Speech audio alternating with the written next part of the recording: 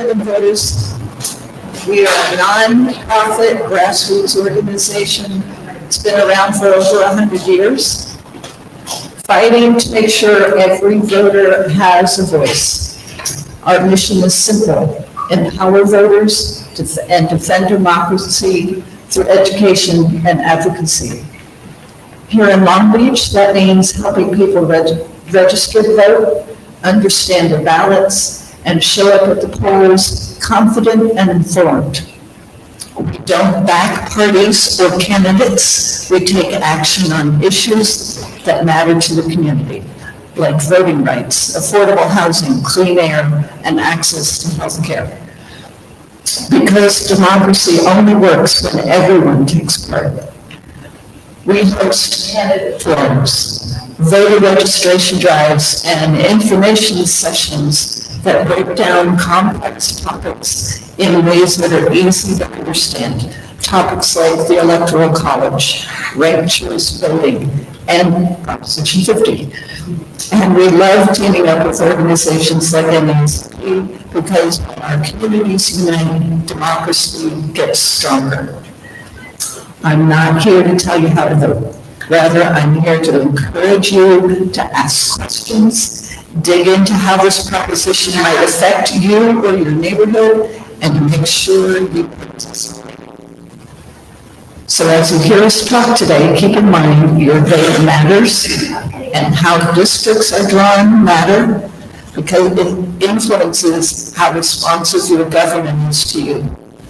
And we know that community power is strongest when people show up, speak up, and stay informed. So thank you to the NAACP for having this conversation. Alrighty, so I am Friday Jones. My name is Kansa Jones Muhammad. I actually wear several different hats. I'm the president of the National Assembly of American Slavery Descendants. I am the vice chair of Los Angeles' Reparations Advisory Commission. I was appointed by former LA Mayor Eric Garcetti. I am a founding member of the Coalition for a Just and Equitable California, which was one of the anchor organizations that not only helped write the AB 3121 reparations law that went into effect and became the task force that we know that produced a 1,000-page report on recommendations that the state can do, and we are in a state, in a county, and in a city that is currently doing reparations now. So I am here with a reparatory lens. I actually, by accident, am a member of NAACP Long Beach because the LA line is like Long Beach, it's LA Long Beach, and how did it happen? I'm actually a member of the Long Beach chapter, but it's also a coming home because when I first moved to Los Angeles from Brooklyn, New York, I wound up in Linwood, and my children's father is from North Long Beach.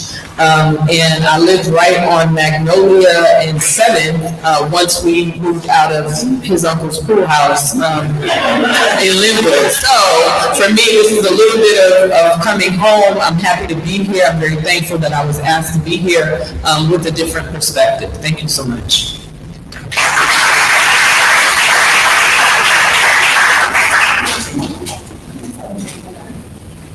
All right.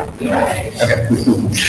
Good morning, everyone. My name is Dr. Jerome Hunt. I am a professor of political science at Long Beach City College. I'm also the academic senate president there. I'm also going to be the advisor of the NAACP chapter at Long Beach City College as well. I'm also a founding member of the Greater Long Beach Black Democratic Club. I'm the membership secretary for that club, so I wanted to give a plug for that. Thank you. These are my children. I am not originally from California. I am originally from Philadelphia, but I moved to California in 2017 for a job at Long Beach City College. Before coming to California, I was heavily involved in politics. I ran for office. Before, I've run people's campaigns. I've worked for the White House. I've worked for a think tank called the Center for American Progress, which was founded by John Podesta, who was the chief of staff for Bill Clinton, and also was the chief of staff for Hillary Clinton during her campaign. So I have a lot of experience, doing things within the community. I'm an advocate for not only the African American community, but the Black LGBTQIA plus community as well. And I'm just glad to be here today. So thank you very much.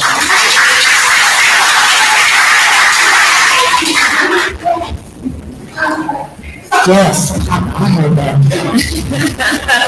Thank you guys all for being here as well. These are obviously unprecedented times. We've not seen what's happening in our political system before. So just to recap, in July, President Donald Trump encouraged Texas Governor Greg Abbott to basically redraw the district lines to ensure that Republicans could continue to control the House after the 2026 elections. We, at least not in my lifetime, have never seen a president issue such a statement or basically a demand to a governor. So in response to that, California Governor Gavin Newsom has created Prop 50, which will basically allow us to redistrict here in California temporarily.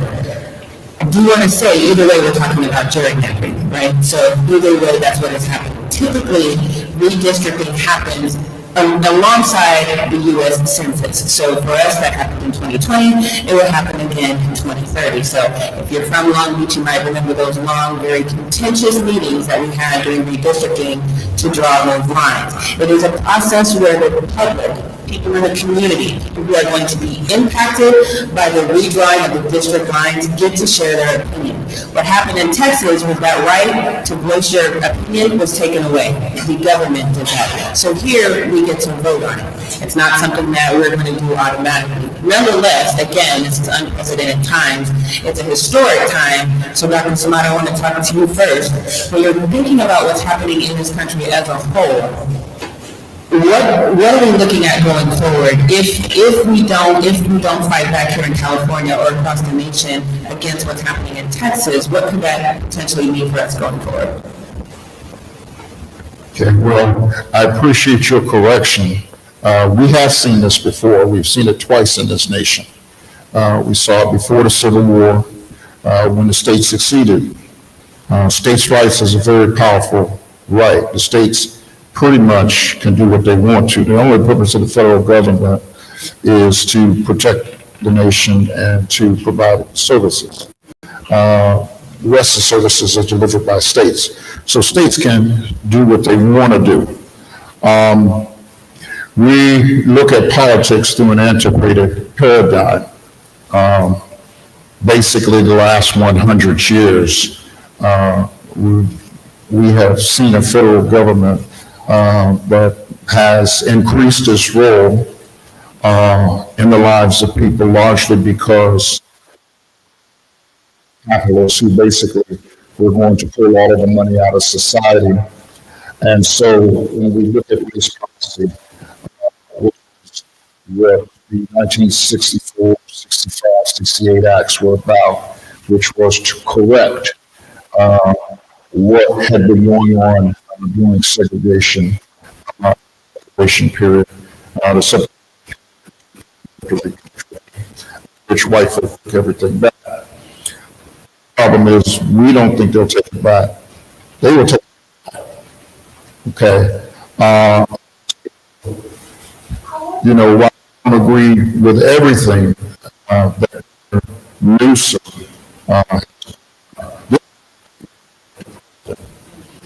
because what demonstrates the federal government when they need to. Texas's move basically was a move to take a supermajority in that state and redraw the lines. Now, we have been adversely impacted by gerrymandering historically. In fact, Senator Richardson, who spoke at our symposium yesterday, She was gerrymandered out of her seat when she was in Congress. And we lost a seat, our community. Gerrymandering is a two-edged sword. Yeah, you can draw the lines in your favor, but they may not always work in your favor. We could lose political power behind a gerrymandering move. But in this instance, this is basically a hedge against authoritarianism, because if they retain control of the Congress, then the next national election is in question. So we have to look past, and a lot of the politicians are basically talking to protect themselves, to protect self-interest, to protect their seats, okay? But the rest of the country is mobilizing against California, because as California goes, so goes the rest of the nation, okay? And so if California doesn't check Texas, all of them are going to eventually come in. North Carolina is talking about coming in. Virginia is talking about coming in. Eventually, Florida is going to come in. So the most populous states are going to come in, okay? And what we're trying to do is check it. They're not going to be able to mobilize before the midterm elections, before 2026. California was able to mobilize before the midterm elections to check Texas, okay? But trust me, all of them are going to eventually come in. So we're going to see. The map doesn't change in terms of numbers. It's 435 no matter what. Unless the only time the numbers will change is when we bring a new state in, okay? So what changes then is, depending on what the proportionality of the population is to the national population, that will designate how many seats come about. A new state will get 2 senators, but how many House members they get will be based on their population. Okay, so California is the most populous state, and so they can make a direct impact on what's going on. If you look at what's going on in New York, and they about to step out with a non-traditional mayor, okay? And then you're going to see that play go to Michigan, you're going to see it go to Pennsylvania, you're going to see, a different type of play. California has the ability to influence those other states in terms of partisanism. The other thing California has the ability to do is to influence how women play. Women are running the world. If you don't have a woman on your team, you better get one, because they about to make up for everything. California long had 2 women senators, but now they're about to have a woman governor. They're about to have a woman lieutenant governor. We already got a secretary of state.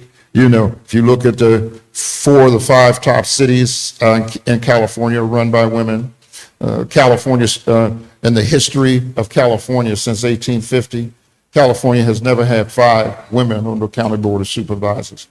So, those guys who want to be stuck on stupid, I'm talking to men now, I'm talking about, I'm not voting, because women know what to do. They know what to do. You either with them or you not. You can't be with them at night and not be with them in the day. Okay? And they become more sophisticated about their politics.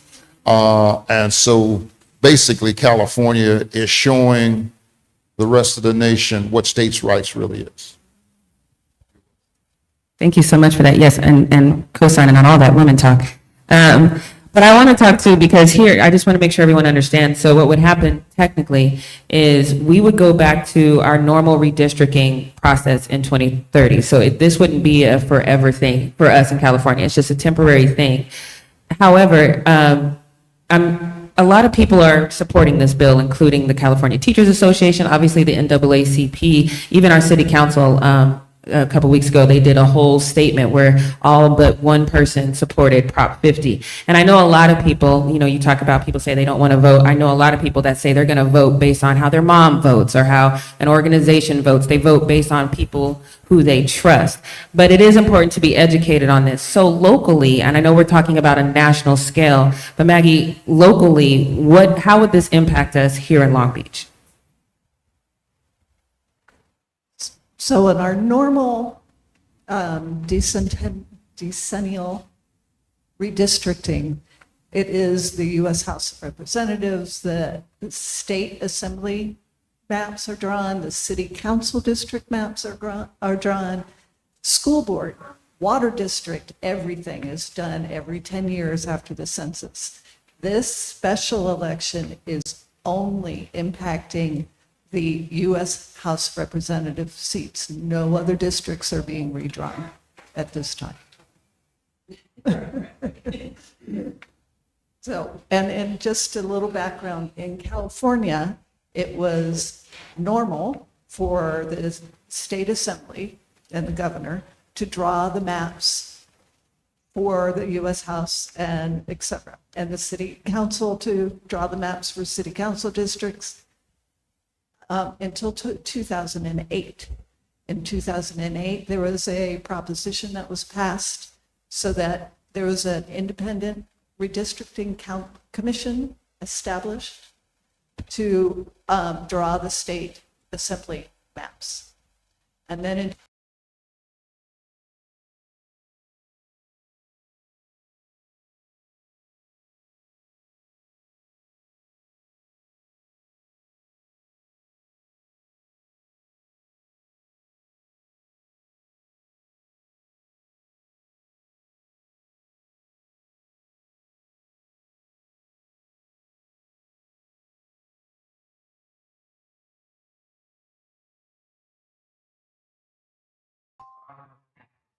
And that triggers something else because we understand what's happening in Texas. But as Black people, I think we also understand what gerrymandering means. I think we understand, was it 2020, maybe 2021? I had an interview record about something that he had received from a gentleman who was in a conversation that happened in LA where people were talking about trying to diminish the Black vote. That's typically what we've seen with gerrymandering. And I do understand and I support us fighting back against the system that is trying to lead to basically an oligarchy, which is kind of where we are right now. But it's pushing harder, it's more open with it. So I understand that we have to have a fight. But it's still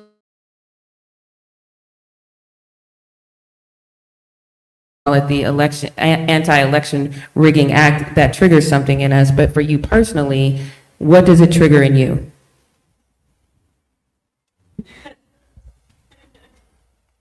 Oh, Jackie. So, this is tough, and I want to open my perspective with this. I love us. I don't think you all understand how much I love us. I've had a master class in politics in the last 5 years, since 2019, being in this reparation space, having to walk from really not being political because I was just getting out of kids going to college and okay, I got my free time back, right? What I want to do, I want to go, do something for us. And so that's what I did. But going from being a budget advocate, talking about the city's budget, to being appointed commissioner for a reparations effort after being so significantly invested in the state reparations effort and mobilizing people and helping write legislation and submitting recommendations and giving short lists of who should be on that commission and doing 100 town halls and like really invested in this work. To not have success in 2024, when the first round of state legislation came out, being on a commission and trying to give space for the state so that we as the city could be very intentional with our legislative calendar and our recommendations, I had a masterclass, okay, in what politics looks like here locally. And with that, However people decide to vote on this particular issue, I need you all to understand, I am here to write legislation for us, period. I don't care if you're a Democrat, if you're a Republican, I don't care if you're a yes vote, if you're a no vote, because I think we are consciously, and like Black people have consistently been in this country, trying to be the moral compass and trying to be the guardians of our Constitution, trying to make sure we, the people, mean something for us too. And so I just want to sort of lay that as the groundwork to mean something for us too. And so I just want to sort of lay that as the groundwork to mean something. And so Give us a minute, we can have a loop with the words. Give us a minute. We'll have something real creative jumping off here. Y'all be like, the blue is where it's at. Gotta be in Long Beach to understand what it is. So I say that to say my response, having had this master class, understanding that Akilah Weber did not write AB 15, understanding that it's actually the language that our Governor Gavin Newsom used to reject Senator Bradford's Freedmen Agency. It's literally the language that he used to gut that agency, right? And so to see that legislation kind of have a replay with what we have now at Cal State, or not Cal State, CSUN, I might be getting the colleges a little mixed up, but it's the reparations legislation that put $6 million into a genealogy study at Cal State, at the Cal State schools, okay? Gavin Newsom is on he's on the board, he's a trustee, right? So, and he also appoints 16 trustees to that board. And the legislation that is now the Bureau requires that the legal funding for reparations comes out of Cal State, which is economically challenged right now, okay? And so my understanding of Gavin Newsom and you know, to Dr. Samad's point, this win for him, I think, would be massive for his run in 2028, right? And for me to understand that he's the person who ultimately gutted an agency, our legislative, California Legislative Black Caucus ultimately put two bills into a suspense file, the agency bill, the funding bill. They let Kevon Ward's Bruce's Beach land return back bill go, and then he vetoed it because there was no agency for which he gutted. I don't know that when you want me to, I can't trust you as my governor. We already got Trump rigging. We want to use the same tactic over here to rig. And we've got President Obama and Eric Holder with a 10-year plan that they've only discussed with donors. They haven't discussed with us to vote. They're telling us voters to me, what's triggered in me is we're the townspeople in a psychological warfare game where the werewolf, and this is a game that was, I think, created in the Soviet Union. I think the student was a psych student, Dmitri, I forget what his last name was, but he created this game, and what it's found to be true, some people may call it mafia, is that when you have an informed minority, they can defeat the uninformed majority. And I feel like we're in a real game of that. And the question for us becomes, how do we sustain in a system that, I don't care how you dice it up, it was built based on the idea of white supremacy. How do we manage to protect ourselves? We still have kids hanging from a tree, and the young Reed boy down in Mississippi hanging from a tree. We got the locals saying he did it to himself. Turns out that's not the case. He was traumatically beaten and then hung from that tree. We have federal protections from the 1800s, some of the same stuff that Trump is using.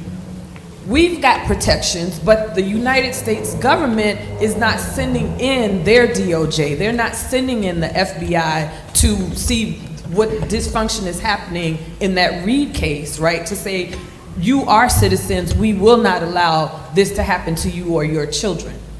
We're not living in that. And so for me, I don't trust. I'm triggered to not trust. And I feel like I'm part of the informed minority, but I'm part of the informed minority that's not necessarily part of that party.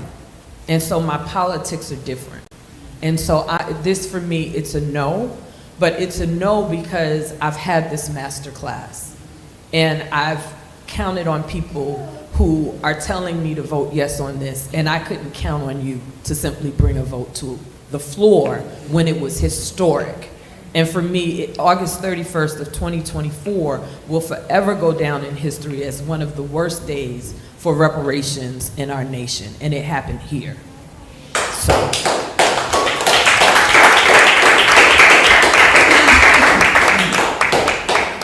I could drop the mic, but I don't want to break it. But to your point, there are certain things, you know, as a journalist, I take note of everything, and Gavin Newsom is playing a very masterful game, in my opinion. He's, for a long time, said he wasn't going to run for president. Now he's sprinkling that in. We know as Black people, we are historically always left out of any type of policies, but there's presentations that happening. I don't know if you saw that he was on the All the Smoke podcast with Matt Barnes. That's intentional because he knows that is going to reach a Black fan base. Why have you not done this before? What are your policies for Black people? And so while I understand that this is a fight back against the system that is very intentional right now, I feel like we would be remiss if we didn't ask, what is your intention for us during this fight? So with that, I want to say from a political science standpoint, as we see this shift in our country, Dr. Hunt, what should be our mindset, no matter if it's Prop 50 or whatever they present to us next, what should be our mindset as Black people that we say, this is enough, we demand that you consider us as you're moving forward?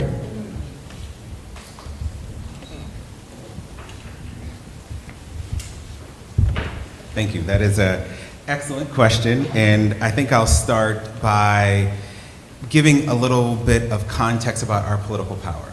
And we have to think about it from this perspective, is that we've only really been fully politically participatory in this country for approximately 70 years. Okay, so I'm gonna let that sink in. 70 years, okay, knowing that we've been in this country since 1619, but probably even before then.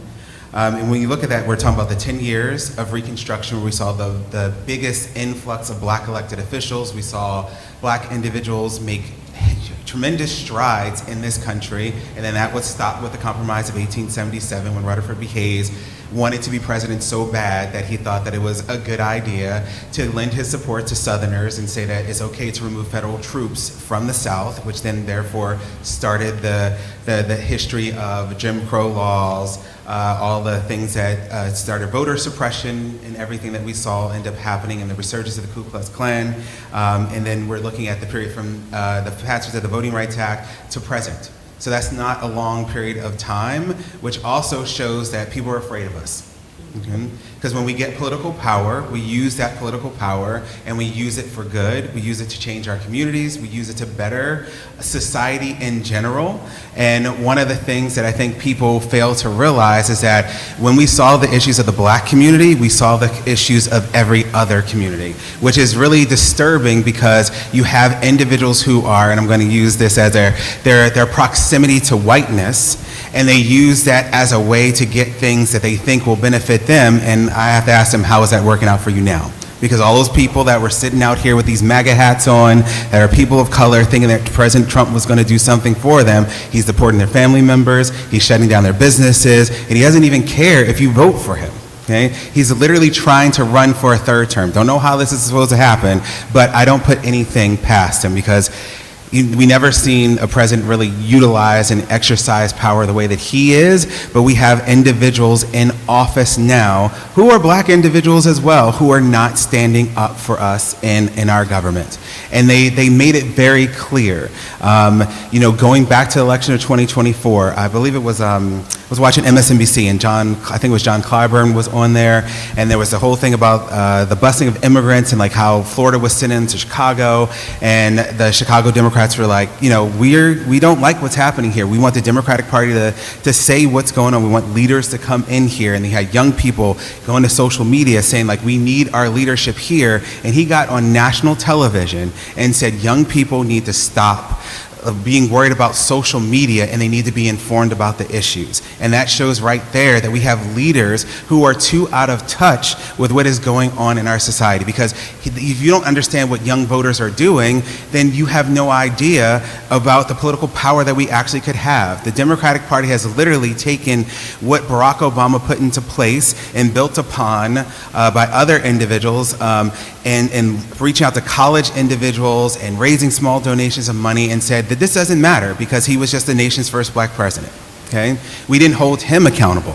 And I'm going to say that again. We did not hold President Obama accountable. We sat back and said, oh, it's great that we have the nation's first black president, and look what followed it. Because we are not utilizing our power. And I don't care how you vote on this proposition, but I will tell you, your work is not done when you cast a ballot. And that's what many people think ends up happening. We need to hold these elected officials accountable. Even if they don't represent us, we still need to hold them accountable. Because many people, when they don't get the individual who is elected for them, they will call their office the very first day. They don't care if they got your computer set up or whatever. You've been sworn in. What are you doing for me? Because I didn't vote for you, but I want you to do something for me. And we need to take a page out of that. We need to also realize that we need to start prioritizing us as a community. And we have to be serious about it. If we are going to talk about solidarity and doing everything, then we need to support black businesses. And if that means that we got to pay a little bit more, then that's what we got to do. Okay? We're always willing to go over here and do whatever it is, but if we are not doing it in our community, the dollar does not stay in our community. It goes out of our community. We need to be more involved in our political system, whether it's through the school board, whether it's through, the county commissioner, whether it's just showing up at the Long Beach City Council, or wherever you want to show up at. You need to show up there. You need to make sure that your voice is heard and that your face is actually seen. Because if we're not in the room, we're on the table. Okay? Even sometimes when we're in the room, we're on the table. And we need people in that room to speak up, no matter how uncomfortable it is. We've been uncomfortable for a long period of time in this country. It's time for other people to be uncomfortable in this country, because the country has been built off of our backs, and we need to own that, and we need to use that power. So if it means that, you want to run for office, run for office. But I will tell you this, you need to make sure that you have a good team behind you. And when people say they're going to vote for you, I heard Dr. Batts say about people say they're going to vote for you. I always tell my students, I don't care who you are. If I was running for office and my mom said she was going to vote for me, I'm showing up at my mom's house at 7 a.m. on voting day, and I'm taking her to the polls. Because people will tell you a lot of things, and then when the time comes, they won't be there. Okay? It's very lonely being a leader. And many people will do it because they want to do it, but we also have a responsibility to support those leaders. So when they're facing those challenges, and even when they're doing good, we still need to criticize them, because that's the only way that things get better. But when they're facing the firestorm, it's not a time for us to sit down and not say anything. That's the time we need to get out and we need to support our leaders. So while Gavin Newsom is out here using Prop 50 to run for president, which I have a huge problem with, because he's been always sitting out here talking about California as this wonderful state of diversity, and we do this for the LGBTQIA+ community, we do this for the Black community, do this for the Latinx community. But as soon as the administration started attacking DEIA, he did what every other major Democratic leader did, is they started talking things from a very neutral perspective. We didn't hear anything else about communities of color. We didn't hear anything else about DIA. We keep hearing things about, well, this is what we just need to do as a society, which shows that he's just moving to the middle so he can make his presidential run. And then when he gets in office, he's not going to do anything. to improve the black community, because literally no one has done anything to improve things for the black community. I don't care, even if President Obama did do some things, he didn't do enough, okay? And that's what the problem is. We have to start asking for more, because as soon as we get something, all those individuals who think they're close to the proximity of whiteness and the white individuals in our society say, well, look, we gave you something, so what are you complaining about? And we can see what ends up happening. So we have to use this as a call to action, to not just sit idle and to really actually use our voice and think about how we're going to use our voice. And like, our voice needs to be used not only in the 2026 election, the 2028 election, the 2030 election, and every other election that's going on there, from the trash collector, as they say, to the president, because every position matters. And you don't know if your vote matters until it's too late. So I would encourage everybody, no matter how you vote, to go out there and make sure that your vote is necessarily heard.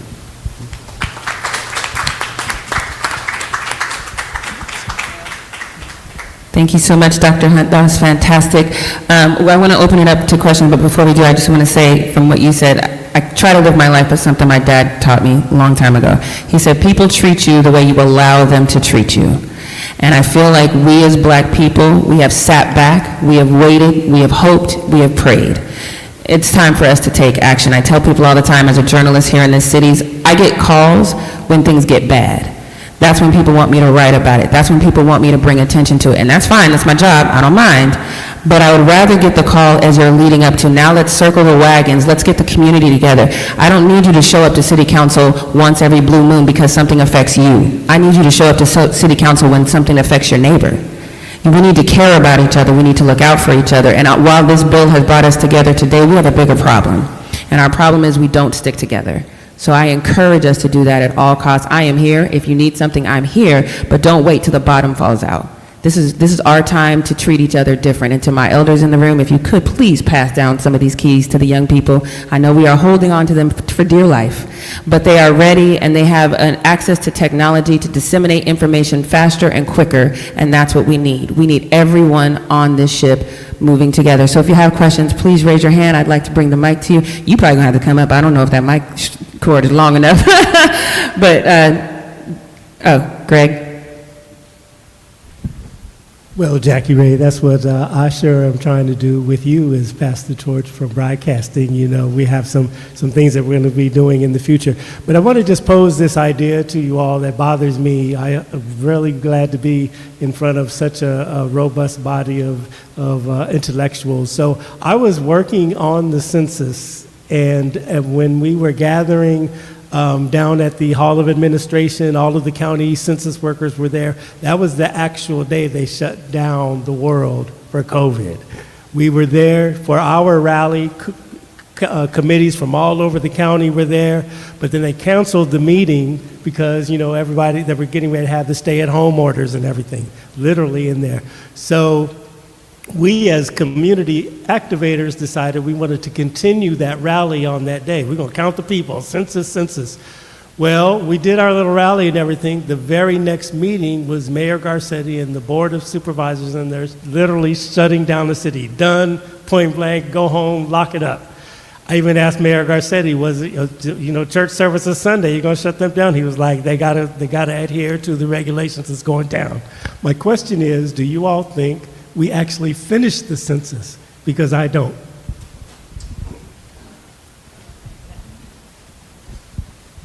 Maggie, I'm going to give you the mic. Thank you for that. So we did finish a census.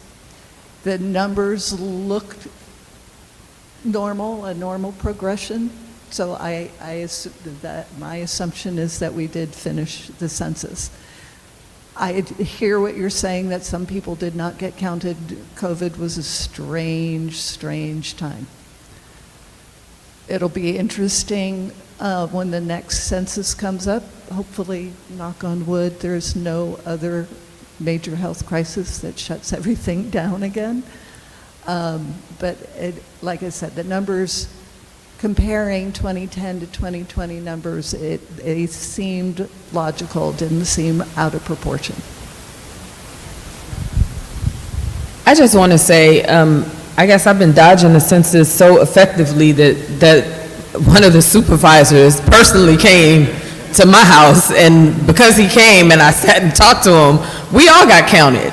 So there was like 4 generations actually that were counted in this last census. So I understand your point. We always say we're undercounted. I think that even though she and I are at odds on Prop 50, Lene Norwood did a really spectacular, I think, job during that census time and so there was effort made within our community to make sure that we were counted, and I think that shows up in how the numbers came out from a reparations lens. That was also the first time that we were urging people across the nation to basically claim American freedmen. We got a bunch of acronyms: foundational Black Americans, American descendants of slaves. It became a lot, but people, however they were identifying, knowing their genealogy and history, were making sure that they put that out there into space for the first time. Even though Standard 15 was also up for change, we saw the MENA come out of that, Middle Eastern North African. They were able to secure, after a 10-year fight, their identifier. We were not able, and I refer to us as American freedmen because there was a whole emancipation, there were changes to the Constitution, so I'm going with that language. We were not able to secure an identifier beyond race. We technically are in this country without an ethnic identifier. We did some, by we I mean the National Assembly of American Slavery Descendants, did some work with the Biden administration. He had an equitable data collection group. We worked with that group, and the NAACP actually was one of the only other Black organizations that I saw amongst the list at the federal level who were moving to that. And I want to emphasize that doing that and asserting that is important. Negro is the oldest identifier from a census perspective for the Black community. Because there are some of our elders, and my uncle jokes about it all the time, this was his first time collecting Social Security, but Negro is on his birth certificate. And so and we met with the top statisticians in the US for the census. We met with the census. We met with, the OMB, Office of Management and Budget, because they set the standard. So in the census space, I've actually been part of a group of people that have done work. And with that 14th Amendment birthright citizenship case, one of the things that came out of that case was the fact that American freedmen have not basically said en masse, we are American freedmen and we want X, Y, and Z. Because these things were basically granted to us in those laws that exist from the late 1800s. And so in the state of California, it was first done for sort of in response to Prop 29 around education, employment, and contracting. That has been expanded thanks to Laura Richardson to now have like freedmen language and being able to identify yourself so that we can be counted, because this country has never kept records on us properly. And so I encourage you all, as we're gearing up for this 2030, if you've done your family's genealogy, if you know, like I know, I'm from North Carolina and South Carolina. We got the documents. We know my great-great-grandmother was literally imported, and my father's family has done a beautiful job of keeping our genealogy together so that we know who we are. But this is a time for us to lean into that. The turning point is here. We're at that tipping point where we are no longer afraid, and that's something that happened with the Japanese as well, where this newer generation, we are that newer generation, and we're not going to hide from who it is that we are. So I just wanted to add that. I know that was more than he bargained for, but.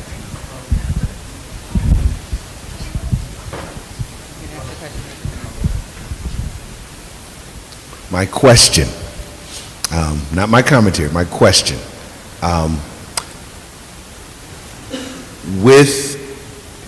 If Prop 50 passes, and we presume that Governor Newsom will be running for president, what preemptive work would you all recommend among the panel? Preemptive, among you all. And just, here's a quick comment. Thank you all once again. W.E.B. Du Bois would be very proud and not quit the NAACP for what's been on display today. Just wanted to put that out there. Dr. Simone, you want to take that? Sure. But I have some rebuttals. Okay, first of all, don't underestimate how much progress we've seen in the last 20 years. There's a reason Barack Obama lives rent-free in Trump's head. Right. Because he shifted the game. You know, he gave up the game because they never ever figured that a black would be able to beat them, okay? Barack Obama did more for African Americans than maybe any other president except Lyndon Johnson with the passing of the Affordable Care Act. Because those who had pre-existing conditions were overwhelmingly African American who couldn't get insurance, okay? The court would look entirely different if they had given him his picks. He got one in and then they stalled the other one, and Trump was able to get one in his, two in his first term and one in his second term. We have a way of discounting what the previous generation did.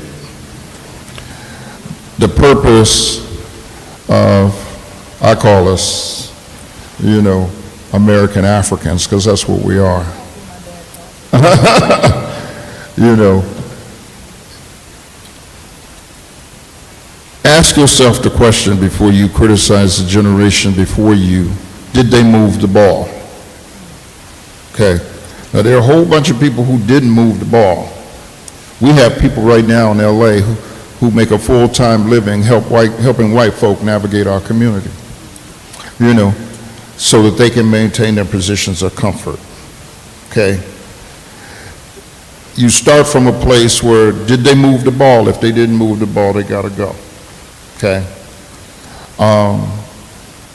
Most of our leadership in California did not support Barack Obama. There was 4 that I can count. Everybody else went with Hillary Clinton. And then tried, you know, there's never a bandwagon that black people can't catch, okay? They'll be there when the bandwagon pulls off, and then when they figure out they made the wrong choice, they would chase the bandwagon down. Now everybody swears that they was with him, but that wasn't the case. There were very few of us with him, okay? So you gotta be able to see. What he did with social media, okay, allowed us to almost take the most racist state in the union, which is Georgia. Now, what nobody refuses to acknowledge is they have resorted to cheating. They cheated Stacey Abrams, and they cheated Kamala Harris. They're still finding precincts of votes that were majority Democrat, where Kamala Harris didn't get a single vote. That's impossible. That's statistically impossible. Okay, they cheated. And Trump knows that if he could get the majority of the House and Congress past the midterm elections, that he will get them to rewrite a constitutional amendment to allow him for a 3rd term. That's the play, okay? Let's not take our eye off this, okay? Now, we have always, I'm not talking about you, I'm talking about your cousins. We have always gone with the nicest white man. the master that treated us the nicest, the one that gave us the most leeway. Okay, that's Gavin Newsom's mode. He's smooth. He's smooth. He know how to reach us. He know how to give you dap. You know, he know all of that. Okay. But when we consider the alternative, sometimes we got to rock. You know, we got to rock with those who we know are not totally with us. But we can sensitize them. Okay. And so once we get past the midterm, once we get past Prop 50, okay, he gonna become a national hero. Because he was able to check Texas, because folk have never been able to check the South. Okay, even in the 20th century, you know, they basically just left the South alone. Okay, after the Civil War, they was like, this is too much, just leave them alone, and they came up with their own peculiar institutions. Okay, but the game has shifted. The game will never go back without social media. Okay, Kamala Harris raised $1 billion. No candidate has ever raised $1 billion, period, win or lose. And that was done largely through social media. So now they have figured, Trump criticized social media, but he uses it to get his twisted messages out there, okay? And so the next generation will move the ball, you know, to figure platforms in which it'll take them a minute to catch up, okay? America is never going to be able to play the game without us, regardless of what they think. You know, we are part of the game. They spend full time figuring out how to marginalize us. This private police force that he's put together under the guise of ICE, okay, that's not for immigrants, that's for us. They've already started picking up black people in Chicago, you know, in New York, in Detroit, okay? And so we need to invest our time to figure out how we're gonna move the ball. Okay, they're tipping the game now. Okay, so how do we play? The game's not gonna go away. You know, protest, bless its heart, is not a strategy. Protest is a tactic, okay? And you use that tactic to advance your strategy, but then you have to have a tactic after that tactic, okay? The rebuttal that I'd like to say, Friday, is that reparations failed because black people fell out in the legislature. Tell it. That's what happened. Ain't no way in the hell you supposed to have 5 bills come up and not one person give a second to those bills. Those bills died on the floor. And that was them getting at each other. You know, since Steve went off on a page, then they went off on a page, okay? And they forgot what they was there to do, okay? They tripped. Our people tripped on that. We can't blame that on the white man. And I done damn near cussed out everybody, including Steve, who was my friend. I said, y'all couldn't make that work. Y'all couldn't find a way to make that work. Okay? And so, you know, while we busy talking about what folk ain't doing for us, you know, we do need to give adequate time to, you know, what we do ourselves sometime. Okay? That's all I want to say on that. I want to say no on Prop 50. A no vote on Prop 50 is a protest for what this white supremacist did to us in California. It wasn't just the Black Caucus acting in their Sambo ways, because that was very strategic. They were being directed by Gavin Newsom. And if he's doing such a good job as governor, why does he have to rig the election to get elected? He's been recalled 3 times for a reason. So don't fall for the okey doke. Don't fall for the Samboism. Don't fall for the black faces and the high places that they may be even putting in front of you as the current climate that we currently see. A no vote is absolutely a protest vote. Don't wait for the government to give you permission to do something that you know you could be doing right now for yourself, because we got the power to do what we do fighting independently. We don't need permission from the government to do any of this. They will never give us liberation through politics, and they want to have you focus that you're going to get your liberation through politics so you can continue to be politically enslaved on the Democratic plantation like many of the people before us who sold out and who gave out our people because they didn't have it in them to fight. Anybody who is really doing this work on the street level is not going to be funded. Anybody who's really doing this work every single day is not going to be in the position in your face to tell you why this white man didn't do anything. That's not their position to glorify or publish why they didn't do things. They chose not to do it, and it is our job to not only punish them, defund them, boycott them, and shut them down, and that's not going to come from Democrat or Republican, because it is a deep state that runs the government regardless of who you vote for. My question, thank you for that. My question is, what difference does it make? No, not even one difference.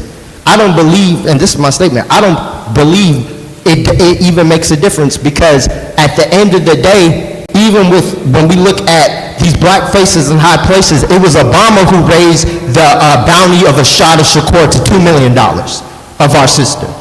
And they would put a black face to do the things that they can't do directly, so they use that as a buffer. And that's all I got to say. I was going to say, can I formulate a question from what he was saying?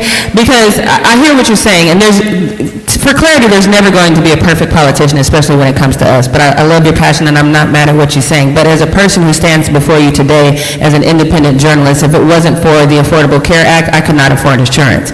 So I'm not going to dismiss certain things that were done. But I think what the question, well, the one that I'm going to create anyway, is that at the end of the day, we know that this political system stands against us, and what I will say as a journalist, what I see is, we'll see somebody over, I'm just going to use myself as an example, somebody over in the 6th District, a black leader in that community, will get mad at me because I'm standing up for something over here, and then now we have a disconnect. I think what the question and the answer is, how can I say, okay, you're doing the work over there, it might not be my cup of tea, but I'm not going to come against you because you're a black person trying to help black people. How do we fix that?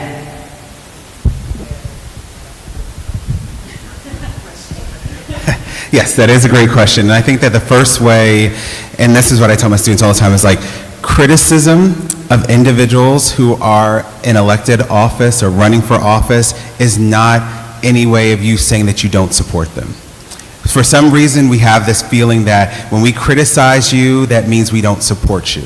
And that's not what it means. Criticism is supposed to be taken as a way for you to improve. So if we can start thinking about that first and foremost, I think that's a good way to do it. But we do have some elected officials who are very stubborn and boneheaded, and they don't want to do anything, and you can't necessarily change that. But we also need to remind them that they work for us. And that's what I let every elected official know. You work for me. It doesn't matter. Don't walk around here like you king of the castle, because guess what? You're not king of the castle, because I can organize 1,000 or 2,000 people and you won't have your office. You have to remember that you work for the people. And even though you work for the people, we as individuals need to realize that our elected officials can't handle and deal with every last issue that affects us or address the issue that we want to. The average representative represents about 1 million plus individuals. Many of us can't decide what to do on a Friday night with 5 of our friends. So what do we think this elected official is going to do, representing 1 million plus different interests? So what we really need is to make sure that these individuals, when they make their decision, because we're electing them to make decisions based off of the information that they hear from the community. So one, we need to make sure that they're actually in the community and talking to the community and finding out what the actual issues are, and not off at some donor dinner or doing whatever it is to raise money. And then they need to also be able to communicate why they made the decisions that they made. And we may not agree with it, or we may agree with it. And if they end up losing their seat because people didn't agree with it, so be it. That is what it is to be an elected official. It is not a job that you go into thinking that you have for life. And that's how people think about it right now. You know, it was seen as a sign of privilege to be, you know, a person from your community that was elected to represent those particular interests. And now it's turned into this big money grab where people literally come in poor and come out millionaires. This is the only job in America where that happens. And that's what needs to change. We need to let people know, I don't care who you are. Like, we got people like Nancy Pelosi over here running again and again and again, but nobody wants to run because they're so afraid. What's Nancy Pelosi gonna do to you? She come to your house? She gonna take the electric company, tell you to turn off your bills? You know, like your lights? She can't do anything. It's clear. We have people in Congress and in our elected offices who don't know what they're doing. And we need to hold them accountable. We're not saying that you didn't do a good job, but you need to understand when it's time to exit the stage gracefully. And we as people, and going back to Kamala Harris, you know, like, I have no problem with what she said. I have other issues about her as running for president and everything, but they made it this whole thing about, you know, is she going to go against Joe Biden? Who cares about Joe Biden? Okay? Right now, we're not talking about Joe Biden. Last time I checked, this wasn't the United States of Joe Biden. This is the United States of America. And we had Democratic leaders who sat there because he's their good old friend for whatever, and because he showed interest in the black community and been there and didn't want to tell him to sit his ass down. That's what they should have told him to do. Because clearly he didn't have all the mental capabilities to be president of the United States. It's a hard job, okay? And that's what we need to understand, is that sometimes you got to tell people that you got to go. There's nothing wrong with it. We appreciate the service that you did, but like, life leaves some people behind at various different points in time. You could probably do better nurturing candidates or individuals that want to run for office than you actually being in the day-to-day pressure cooker of what it is to be an elected official. So we have to really do that, number one. Number two, we really need to realize that it's not, the whole burden of the community does not fall on our shoulders solely. So if you're good at doing social media, go give that out to, you know, a potential organization. If you're good at, you know, asking for money, go lend those efforts there. But don't look at the other person next to you, if they don't do it, as that they're not holding their weight. You don't know exactly what they're doing. Find a way to get them involved. We all have to do our part, because no matter if it is something that we're advocating for that may not benefit me, at the end of the day, we all benefit from it. And I think that's what we've really lost. We're in this little he said, she said type of thing, and thinking about like who's going to be on the news more, or who gets to have rub shoulders with this particular person. And at the end of the day, that doesn't matter. Because if that me rubbing shoulders with the mayor or over here with the senator over here ain't paying my bills, because I can't go to them and be like, look, I can't afford my house payment. You think they're going to come out of their pocket and give you that money? No, they're probably not.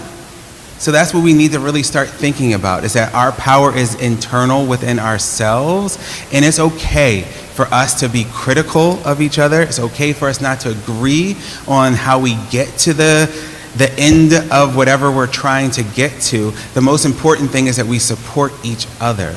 And we can argue behind closed doors, and we can have a shouting match about like, I don't like this and this is okay, but when we go outside, we need to all be on the same page. And we have so many people not being on the same page when we exit out of the room, and that's what the problem is.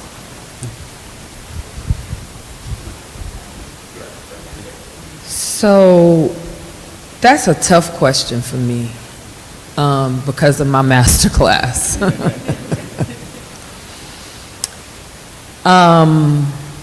Dr. Cheryl Grills, Don Tamaki, Jovan Scott Lewis, and Lisa Holder were all state task force commissioners appointed by Gavin Newsom.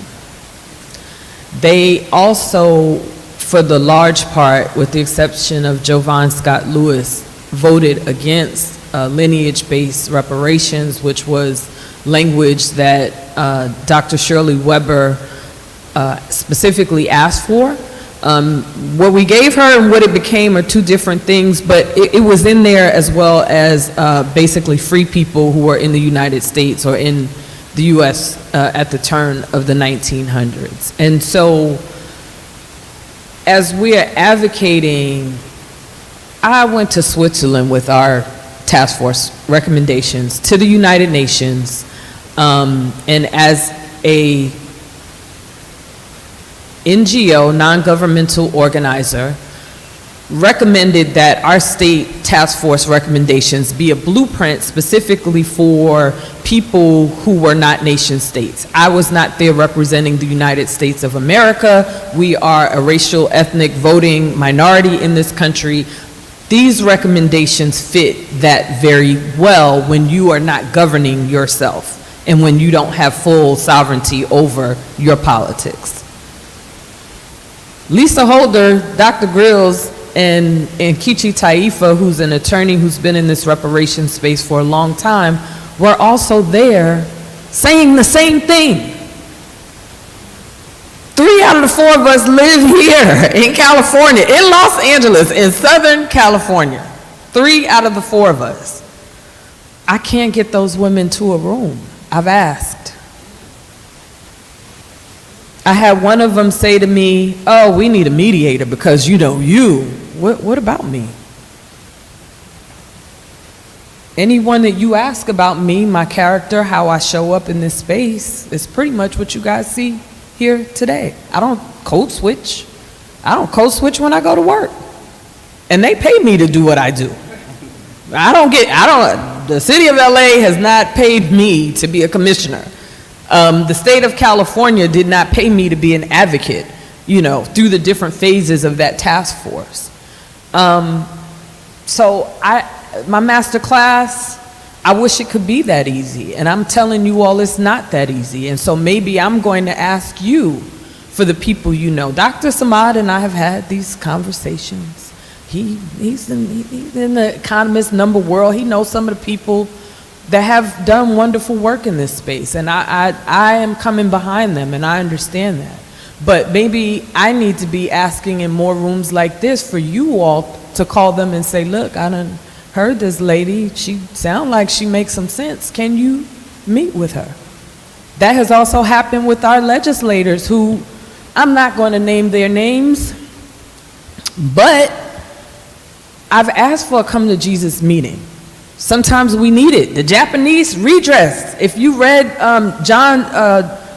I'm not going to say his last name, Tateishi, if you read Redress, they talked about how they fought intergenerationally, how they behind closed doors, but when it was time to get in front of that United States government, this is what we're doing today. We in this movement have not gotten there yet. And I traveled around the country. I'd go, people, they don't really pay me. They might pay my hotel bill, but they don't pay me to come and speak, okay? Mississippi, there's a guy, Ty Pinkins, who ran Democrat. And I'm going to talk about you because you invited me here. If you all know William Somerville, he ran as a Democrat here. The party didn't get behind him. How you don't get behind the man who was a delegate for you, for your party? Ty Pinkins, veteran, attorney, highly educated. The Democratic Party in Mississippi, Holly Springs, in the state of Mississippi, because he ran for U.S. Senate, so the whole, but I know him from Holly Springs, Mississippi. The Democratic Party they wanted to pay him to sit down. And so Kamala Harris raised $1 billion. This last presidential election was $11 billion, one of the highest spends in history, the highest spend in history. So if we've got someone who's willing to lie, like Dr. Samad said, if we've got people willing to do dark money, they'll change the laws, they'll flip the script to do what it is that they're trying to do. We've got people locally that won't support won't support the people that we know. We got legislators that won't talk to the people that they're mad at, but when you were trying to get people in your district to understand reparations, you called us and then you flipped the script and replaced us with tech money. I'm going to ask y'all to call some of these people to task. Because we individually, the advocates, the people who do this nights, mornings, and weekends when we're not getting paid, we can't do it by ourselves. We just can't. I'll be a mediator in a room if you need me, though. Thank you. I do have a question, and I have a technical question, because I have not voted yet. And the reason why I have, hi, Samad. The reason why I have not voted yet is because I have been hearing both sides of the argument. I'm concerned about my community, my black community, NAACP. I am concerned about our communities being diluted and not receiving the necessary attention. And that's why I am afraid to vote at this point, yes, for 50, because I'm concerned about my community. The technical question I have is, if I vote yes for Prop 50, how is that going to impact my community? Are we going to be diluted and then pushed, even though we already are? Is it going to get worse?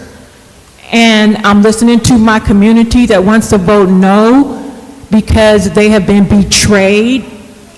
They have been betrayed, horribly been betrayed, and so they want to punish because we've been punished. So that's my whole question. How is that going to impact our community? Because I'm not going to on purpose or accident help white supremacy or Donald Trump. That's something I'm not going to do.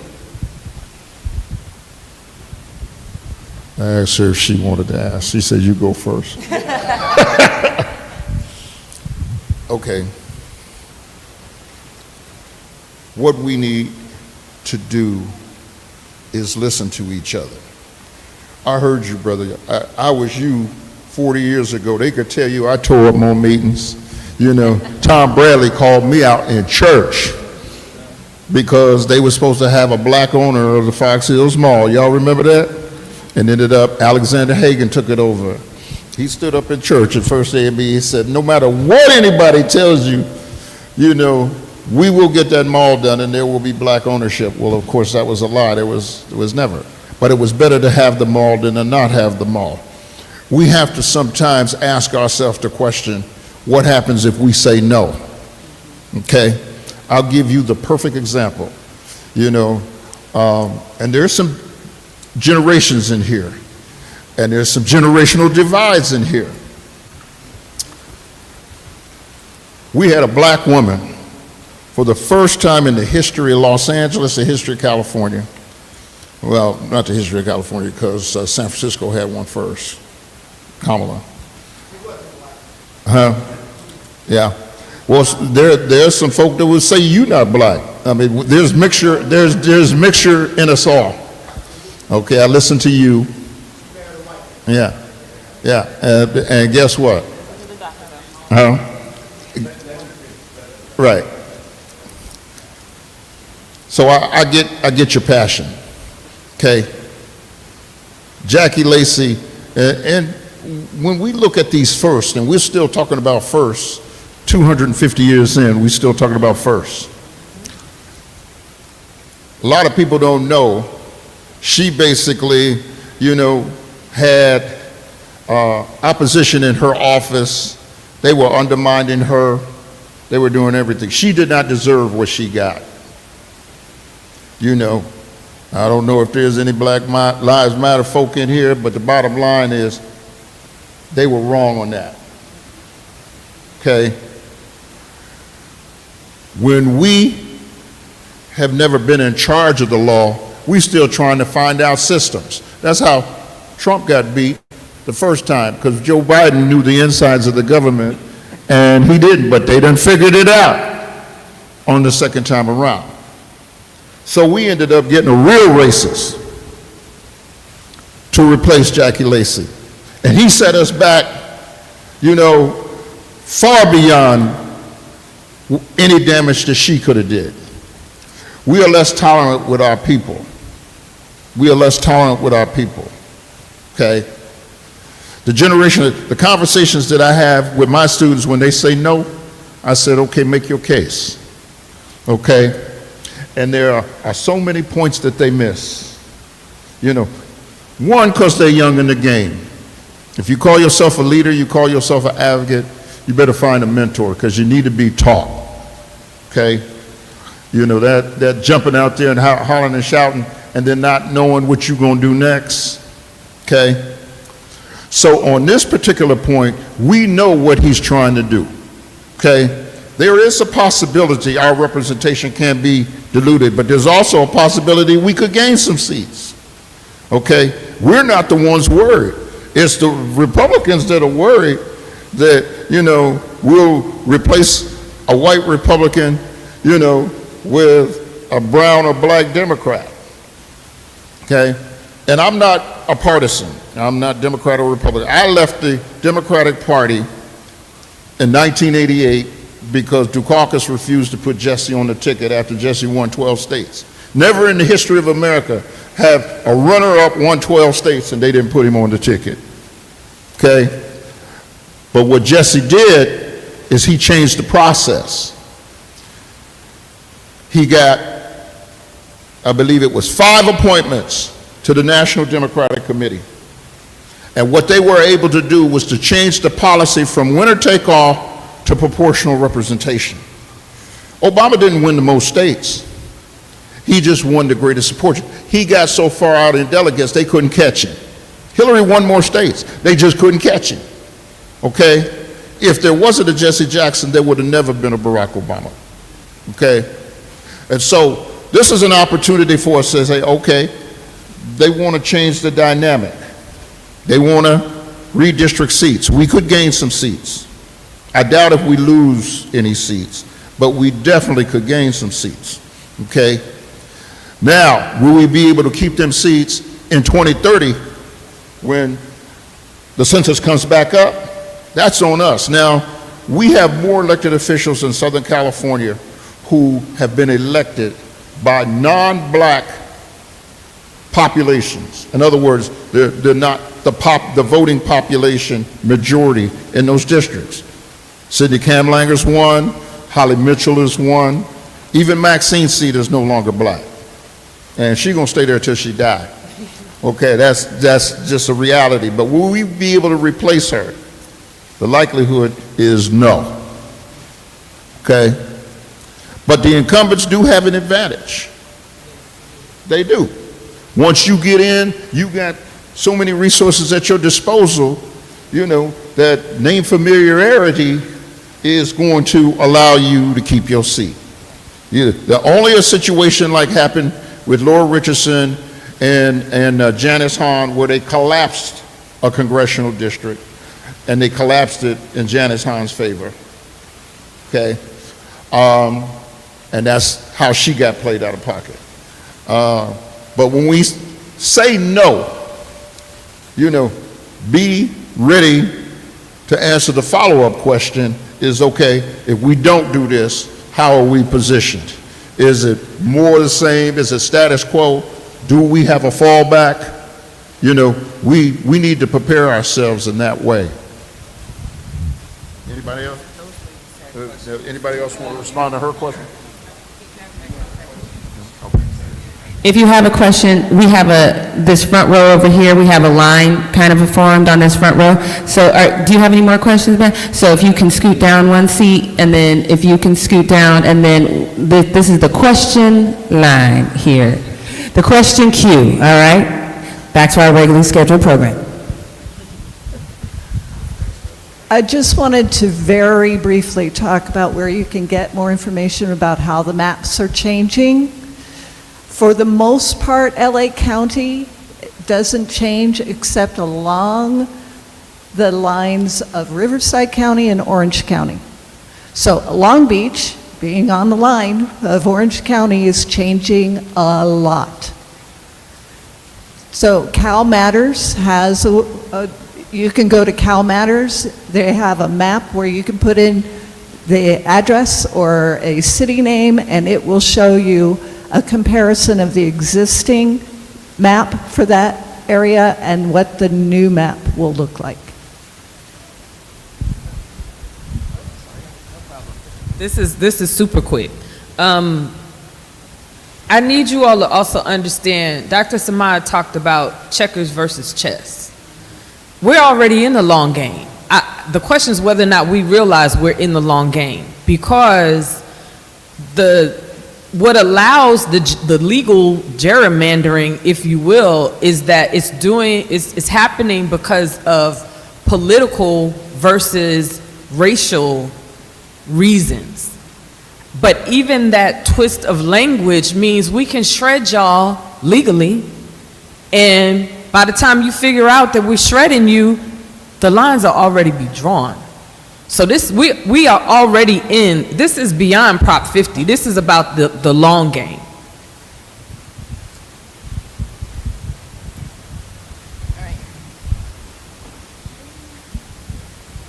First of all, I want to thank Greg Johnson and everybody being here today. I'm Jay Adams, editor of West Coast Heavies magazine, and the brother over there said our power is eternal within ourselves. He said we aren't going to always agree, but we need to be on the same page. And I listened to the sister talk about support.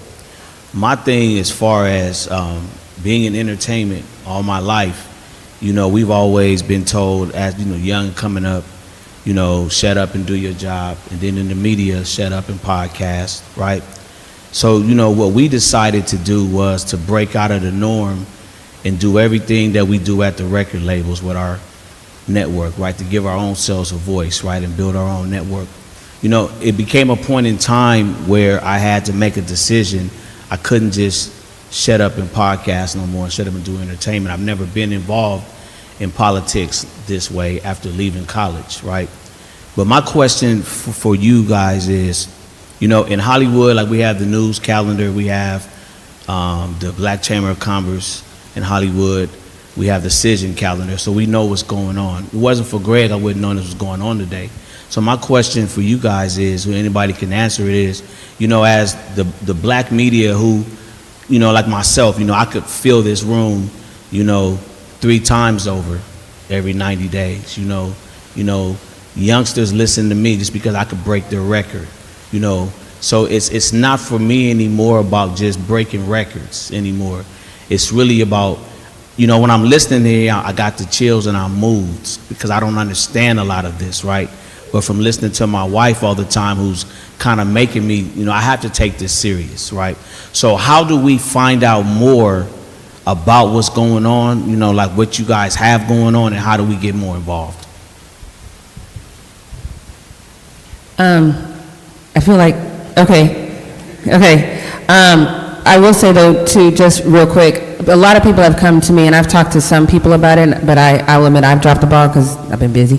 But a lot of people have suggested a Long Beach Black calendar where everyone, like leaders of different groups, can just drop on that. So, Dr. Sharif, I know we've talked about that as well. So it sounds like we just need to hurry that along. But then let me pass this mic down. Brother, I wish I knew you when we were still in session with the city of LA. So I do business management. So I work for high net worth, high profile people. That's how I know Eric Holder and Barack Obama have the national, it's NDR, National Democratic, what's the R word in these maps? It's not rigging, redistricting. So National NDR, National Democratic Redistricting Organization, where they have a 10-year plan, right? So we should stay in touch, because I also help write legislation in New York.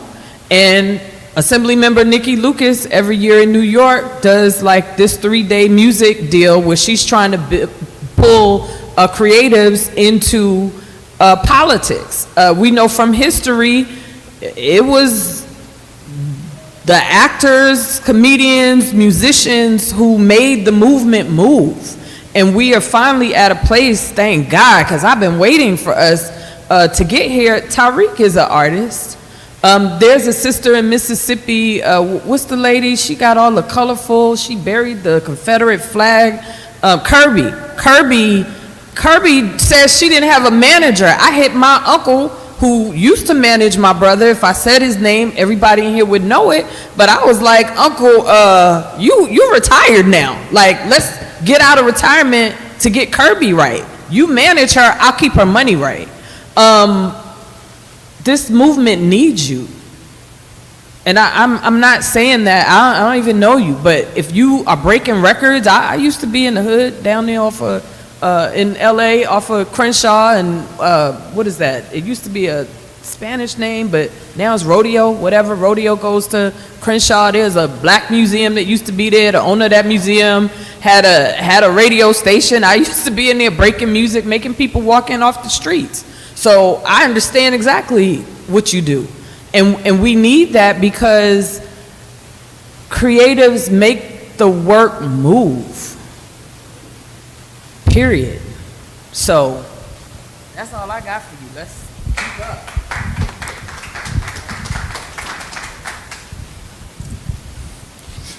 If I understood you correctly,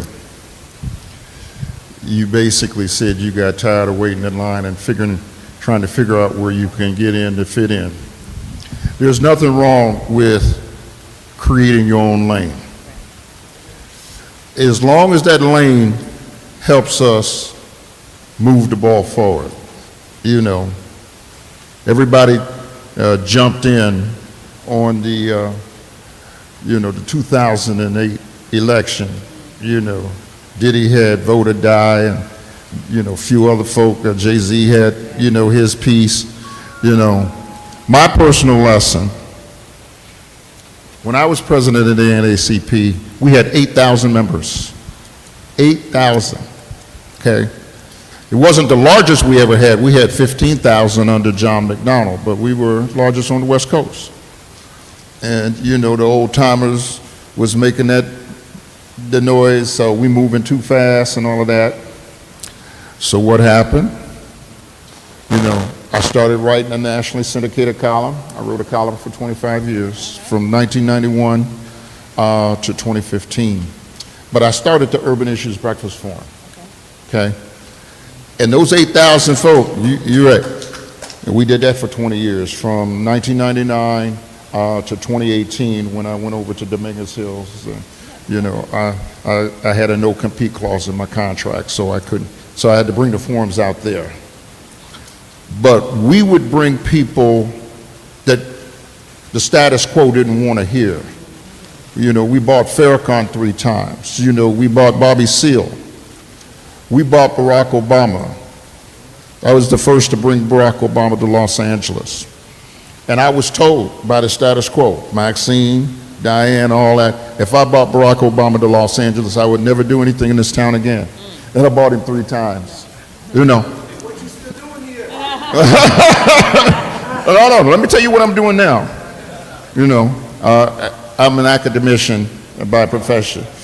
And so, I taught 23 years in the community college district because that's where black students were, okay? And then I left to take over the Dimely Institute because Mervyn Dimely was one of my mentors. And he was for folk who thought out of the box and acted out of the box, quite frankly. And in 2012, he came to me a month before he died and asked me to reconsider taking the institute. And when the position came available in 2016, I was selected. And now what we do, we have a Millennial Gen Z Symposium where we just let young people talk. Tell the old heads to be quiet. This is what's on their mind, okay? We have the Dimely International Jazz and Arts Fest to bring in the culture component. In fact, I saw Muhammad Mubarak walk in. He's going to be our next artist in resident this year, because people get different messages through art and music and culture. Art has always been the radical voice. That's why they celebrate, everybody, from Picasso to Basquiat. Music has always been the radical voice. Jazz is the most radical voice out there. And it's you guys' generation that have revived jazz. Kamasi and Robert Glasper, you guys have brought jazz back to life. So you could create a lane. It's a big city, plenty of space for folk to play out there, but folk know what's real. They follow what's real. You know, when I started the Urban Issues Forum, my sponsors were saying black people are not going to get up in the morning and listen to somebody talk. But they did. We bought Angela Davis. You know, it used to be held at CAM. You know, there was 1,800 people outside in the morning. Everybody couldn't get in, okay? Folk had to buy a book in order to see Barack. They only issued, Esalen Books only issued 900 books. He signed 1,100 books that day. I don't know where the other 200 came from, but then folk got in because they held up a book, okay? So there's space for you to play. You don't need nobody's permission to save your community. And, you know, either folk want to help you. I tell folk all the time, you can help me or you can get out my way. But you're not going to stop me, you know. Our Diamond League Fellows, we've taken our Diamond League Fellows to Ghana, to South Africa. We took them last year to Amsterdam and Paris. Next year we're taking them to Brazil, okay? Because they need to see something other than the United States. They need to see that there are different cultures around the world that perceive us differently. And they see it in the airports. You know, they want to know, you know, what team are you? Or, you know, what you sing? You know, you guys on the charts. We have to change people's perception of us. That's how we get respect. You know, and if we're not in certain places, you know, who said it earlier? If you're not, you know, if you're not at the table, you the meal, okay? You know, if they're not talking with you, they're talking about you, okay? And trust me, we're always in the conversation. We're always in the long game. What we gonna do? You know, now they're like, what are we gonna do with the blacks and the Latinos? You know, they worried about everybody now, okay?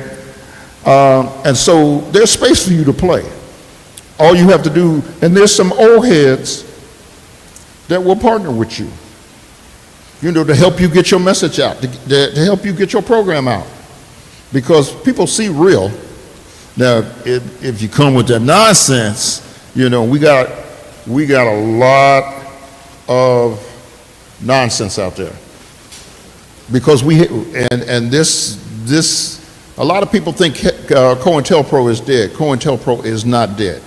We got more agents in our community. You know, they say where three or more of us are gathered, there's an agent. We don't know, so you can't be code switching, talking, you know, one thing in front of somebody else. Somebody here is gonna go back and tell they meeting over at Greg's gallery.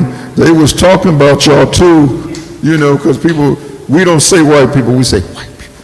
Right. Now they done made it where you won't even say black. It'd be like, you know, this is for us, you know, because everybody's now afraid of DEI. Why would you be afraid of something that's going to help you? Because if you're going to speak up, you're going to lose your job. Yeah, they were the biggest beneficiaries of affirmative action. I'm telling you, advocacy is about being bold and being courageous. You know, and if you got fear, this ain't the game for you. You know, if you're afraid about being arrested, if you're afraid about being killed, you won't be the first one. You won't be the last one. You know, you got to die of something. You might as well die on your feet than live on your knees. Okay, all these people got questions. Okay, so we're gonna just do we're gonna do 3 more questions. We're gonna shorten our answers a bit, but sir, you're up next. All right, family, so my name is Billy, and I say this both out of love and knowing that we actually have the power to take control and change our destiny. We quite often have been taught to look at things subjectively. This or that person, this or that policy subject, but power plays objectively. They set objectives and they move whatever they can to achieve those objectives. It's been suggested that both the right and the left works together. So knowing that, we have to kind of look at what's been happening. Like my sister Friday, I've also been through a master class. In the 80s, it was the Republicans who put crack into our communities. In '92, they were telling us George Bush was the devil They scared us into voting for Bill Clinton. Bill Clinton got into office, and they used the crack epidemic to re-enslave us. They extracted more black people out of our communities. But another thing that happened, as Malcolm told us, between the house Negro, the field Negro, they separated us amongst class. So as Clinton was locking up a lot of our young people for the crack situation, a lot of black folks in power accepted it because they felt, okay, yeah, they deserve to be arrested. They out there gang banging, they out there dope slang, go ahead and take it. But in reality, it was their children being locked up. Fast forward to Barack Obama. In 2008, black people lost over 240,000 homes to the banks. When he got into office, he bailed the banks out, didn't do nothing for those black folks. So now let's bring it to California. Right now, if we don't see objectively, we're being pushed out of this state being run by Democrats. In Los Angeles, Democratic Board of Supervisors, Democratic city councils. Black people are being left to die on the sidewalks. Everybody champions Mayor Bass. Oh, she got this Inside Safe program, but the problem with the Inside Safe program, the Latinos are making sure their people are being housed, and they're leaving black people on the sidewalks to die. It started from 3 people dying a day to 4 to 5 to 6. Now it's 7 people dying a day, mostly black people on the first Black Woman Watch. And most black folks, I will say, we're not less tolerant, we're more tolerant. Because had that been Caruso in office right now, all hell would be raised in Los Angeles. But because it's a black woman, black media and a lot of different entities are being quiet about it. So my question I will also give an answer is, how will voting yes on Prop 50 leverage for us as black people? I'm saying it won't. I'm saying if we vote yes and we give them what they want, this next year, they're going to forget us again. They're going to be talking about Palestine. They're going to be talking about immigration while more of us are being pushed out of this state. So my question is, how will voting yes on Prop 50 leverage a benefit for black folks? I'm not scared of y'all. Well, first of all, I appreciate your comment, brother. But let me say this. And I'll fight y'all on this comment. Karen Bass is the baddest sister that we have seen. When you spend $119 million to run for mayor and lose, no, that's facts. Let me finish. Her cred, her street cred is undeniable. No. I've known Karen, but I personally witnessed Karen Bass close 200 liquor stores after the riot, okay?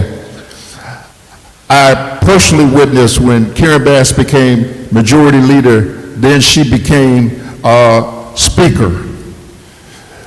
Face to face with Arnold Schwarzenegger, they were going to cut the California budget to the bone. They were going to cut welfare. They was going to cut everything that impacts our community. She stood up and said, you won't cut that. You know, I've witnessed this sister. She was the chair of the subcommittee. No, let me present her credential, okay? But, okay, no, here's what matters. Here's what, no, okay. Okay, so respectfully, if you're going to come up here and ask a question, you're going to be silent when the answers are presented, because we want to get through this and we want to be respectful of the panelists' time. Please and thank you. The tipping point, no. I'm just trying to tell you she's real. No, I don't think so. No, I'm going to answer the question. All right, hold up, my brother. Listen. Hold on, please. Hold up, please. Listen to me very carefully right now. Please. This is Greg Johnson and Rhonda Love's house. This is a house of love and respect and wellness. We can agree to disagree, but please do it with love and respect. That's what this room, it's not bullshit. It's not bullshit. I'm telling you here, hold on, please. Respect our house. We can agree to disagree. That's what this is for. But please, you ask your question, let the brother answer his. This is why we have the panel here. We're not trying to control. We want free communication, but we want communication with love and respect. Real talk. Please respect our house. Thank you. I'm going to say this. I'm going to give this brother back the mic. If you continue to speak over him, I'm going to stop him from answering the question, and we will move on, okay? Because we have to have respect, and if we're not going to have it, then we're going to stop it and move on. Thank you. We've seen this before. Disruption is a strategy. I just got through telling you, there's always, the meeting was fine until your question, okay? The homelessness problem is not going to be solved by an individual. Oh no, you can't say a folk less like me. I put in my work and still put in my work. No, I do not. I'm the most radical voice in this community, and everybody knows it. You know. Yeah, move on. We are moving on. Thank you for your time.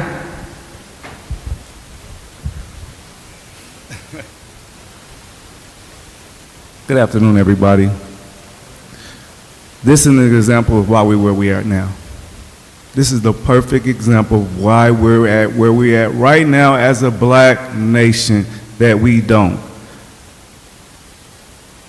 We are the skin, but we don't have no skin in the game.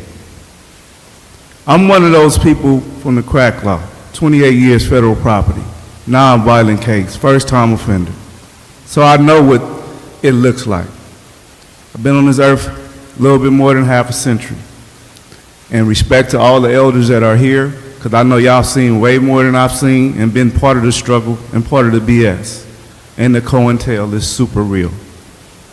I'm an educator myself.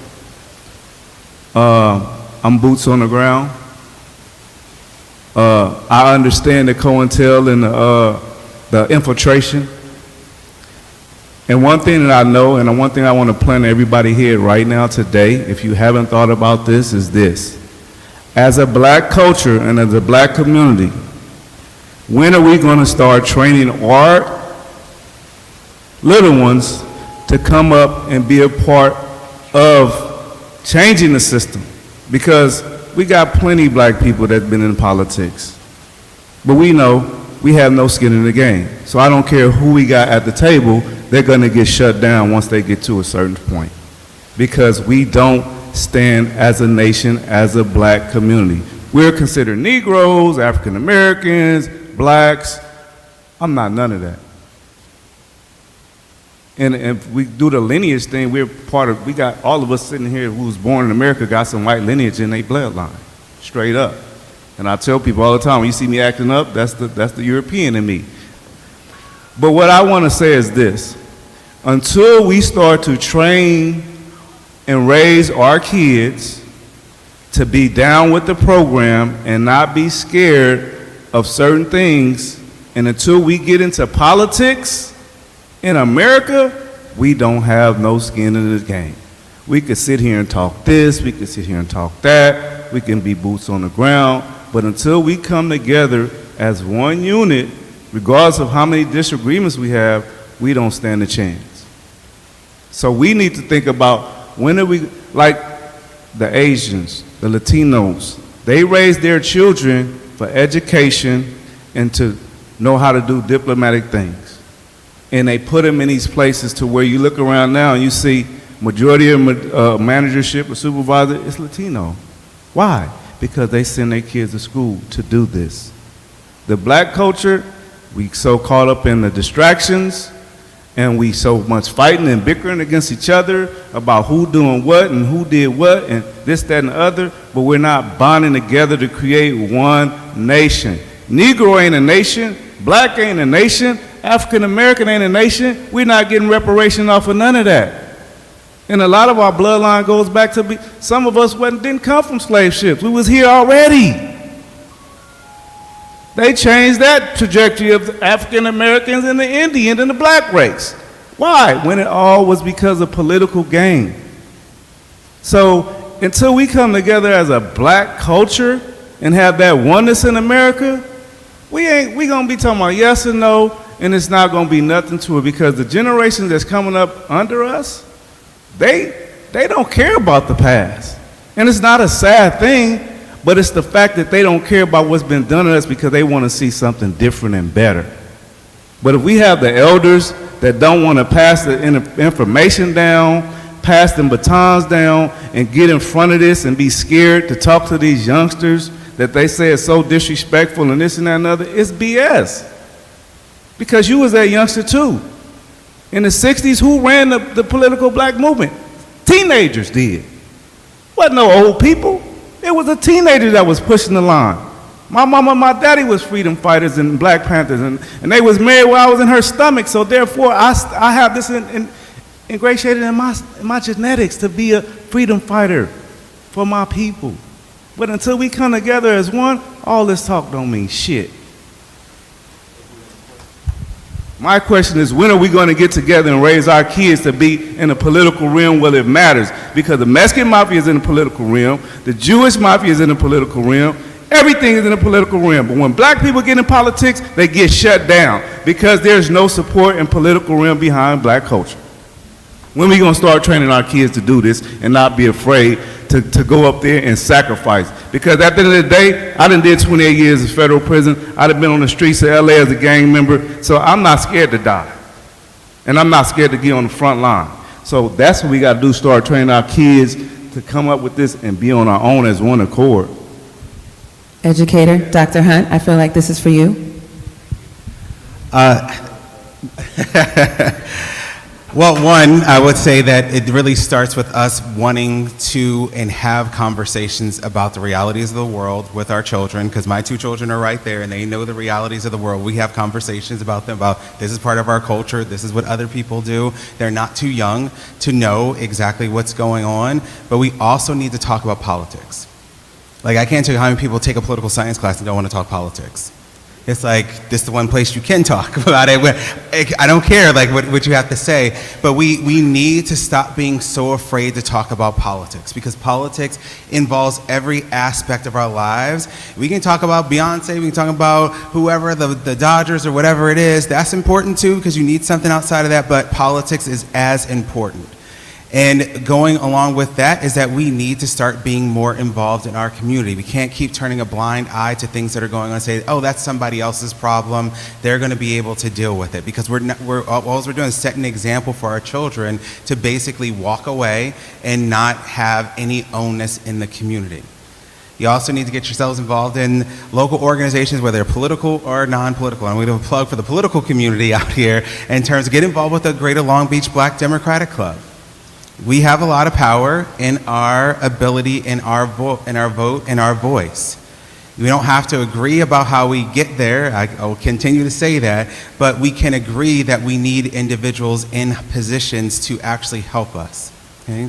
So that means if you got to bring your kids to a meeting, that's what you got to do, because they need to see it.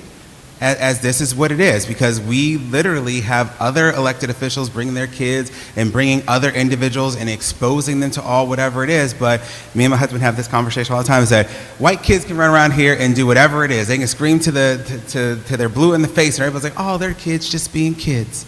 And let a black person do it, like, you need to keep them quiet. Okay? And that's a hard thing to either rationalize as a parent who is out here trying to fight for other people, but also still trying to protect your children. So we have to really be able to provide those spaces where our kids can be kids and see us doing the things that we are doing, so that they know when they get older, they have a community that is out here and that will actually support them. But we also have to be respectful of each other when we're doing that as well. Like, we can agree to disagree about many different things, and we can hold different viewpoints about whoever is in office, and that's the beauty of politics, is that we may have different viewpoints about how somebody is supposed to do something, but we can't sit there and discount someone just because we don't necessarily agree with their overall message. We can hold their feet to the fire and hold them accountable, but we have to figure out what is the best ways to be able to do it. Because us arguing back and forth and talking about who's done more versus who hasn't is not helping us. We have to put that aside and figure out how can we support these leaders to be better. If they are not better, what are we doing to make them better? And if we don't like what they're doing when we've given them the support, then there's the door. We have the power in our vote to be able to do it. And I don't want you to forget that. We have the power in our vote. And I'm going to tell you it's very critically important because I teach political science every day of the week. And every day I literally sit there at the end of every semester, I ask the students like, what do you think about the class? They're like, oh, this is so wonderful. Like, I didn't know black people faced this. I didn't know this was going on in the community. I know this was going on. And my next follow-up question is, are you going to vote? And they say no. Every time. Okay? So, well, I mean, that's up to you if that's what you want to do, but they just don't think their vote matters or that their voice is actually heard. And that's the problem, is that I don't care what you may think is going to happen. It will happen if you don't go out and vote. Okay? That's what we need to do, because guess what? We're not always going to win every election. Okay? If we did, things would be so much better in this country if that happened. But that's not how the reality of what it looks like. But we also have to realize when we get power, it's not in our, we shouldn't be trying to make everybody else's lives miserable. Okay? I know that many people have problems with Michelle Obama said when they go low, we go high. But sometimes we got to go high. Okay? Because when we look at it, is that we are constantly under attack, but I don't know any black elected official when they got power, the first thing they said, I'm going to give it to the white man the same way they gave it to me. Okay? Because we need to treat others how we want to be treated, because that's the blueprint of what it is. And I tell my kids that every day. Treat people how you want to be treated. And there are going to be times when they're not going to treat you that way, but you have to be the bigger person, because guess what? It makes more sense for us to still advocate no matter what is going on, because they're going to turn their attention somewhere else at one given point in time. And the only people we're left with are the people that are around us. And if we treat us wrong, then we have nothing. Okay? So that's what I said. All right, these are our last 3 questions. I know everyone's pretty passionate, but when you deliver your question, can you maybe save your conjecture and your feelings and just go with the question, just for the sake of time? Please, thank you. For the sake of time, I'll omit my feelings because I will take time, and I'll just stick to the facts. And there was so much to say, but so little time. I'll just lend this little tidbit, though. I remember my friend Perry. I'm not from Long Beach, but as far as downtown Long Beach, a lot of people know me around here because I was out here for a long time. My buddy Perry got brutalized by the police, and the NAACP was the first people he called, and they told him they wouldn't support him because there wasn't enough money in the case. Anyway, throughout all this dialogue, some of it was coony, some of it was constructive, and my feelings on that don't matter. I was thinking about sacrifices, because sacrifices are very important. And I've made a lot of sacrifices personally, and I've seen a lot of sacrifices be made organizationally. And I was just wondering, for all of you, I may not have too much curiosity behind Friday, because we kind of share the same sentiments for our people. I wonder, because my today is based on a lot of you guys', not to call you old, yesterday. It's based on your yesterday, my today. Our tomorrow is based on our today. So I'm wondering 3 different things, and you don't have to be lengthy about them. What sacrifices have you made? What sacrifices are you able to make? And what sacrifices are you willing to make for us to have a practical, progressive future? When I say us, of course I mean collectively us, but it would be worth noting if you specify us for black people as well, and that's for all of you. Oh, my name's Zeno. I'm from Hawthorne, but I lived in downtown Long Beach for a very long time, so long, like there's so much I want to say, but again, we don't have time, but there have been so many different changes in this little part of the city alone that it's clear that a lot of people are comfortable as long as they're not personally affected. Because for me, when I walk around here just for a little bit, it looks like the Tenderloin. That's a little part in San Francisco that's like ridden with people on heroin, people on all sorts of, mental health issues, crooked cops, and, neglectful businesses and all sorts of stuff like that. And it's turning into that over here. So that means that the rest of everybody that's okay, that's not out here on Pine, around like 12 and 1 o'clock, y'all going to sleep comfortable in your houses, y'all are okay with it. You know what I mean? The encampment that used to be at City Hall, where I used to go and help out brothers and sisters, because those were the main people over there in that encampment at the library, they have to go somewhere else because there's a big penny in the way, and there's been a whole reconstruction of that area. So again, the question is, the sacrifices that you have made, the sacrifices that you still have to make, and which ones are you willing to make going forward for us? Okay, I like that question. I guess I'll start. I think my sacrifice is a little easy. For those of you who don't know, I used to work for the Long Beach Post. It was, I guess, maybe still kind of is the biggest publication in Long Beach, and then we were all laid off. And at the time, I had a choice. I could leave Long Beach, would have been the much better financial choice. But knowing that I was the only black journalist in Long Beach, and knowing that the only reason the Long Beach Post hired me was in response to black people being upset that this newspaper kept writing stories about our community and they were off. They were completely void of the black experience. That's why I got the job. So me losing the job didn't mean that need left just because I lost that job.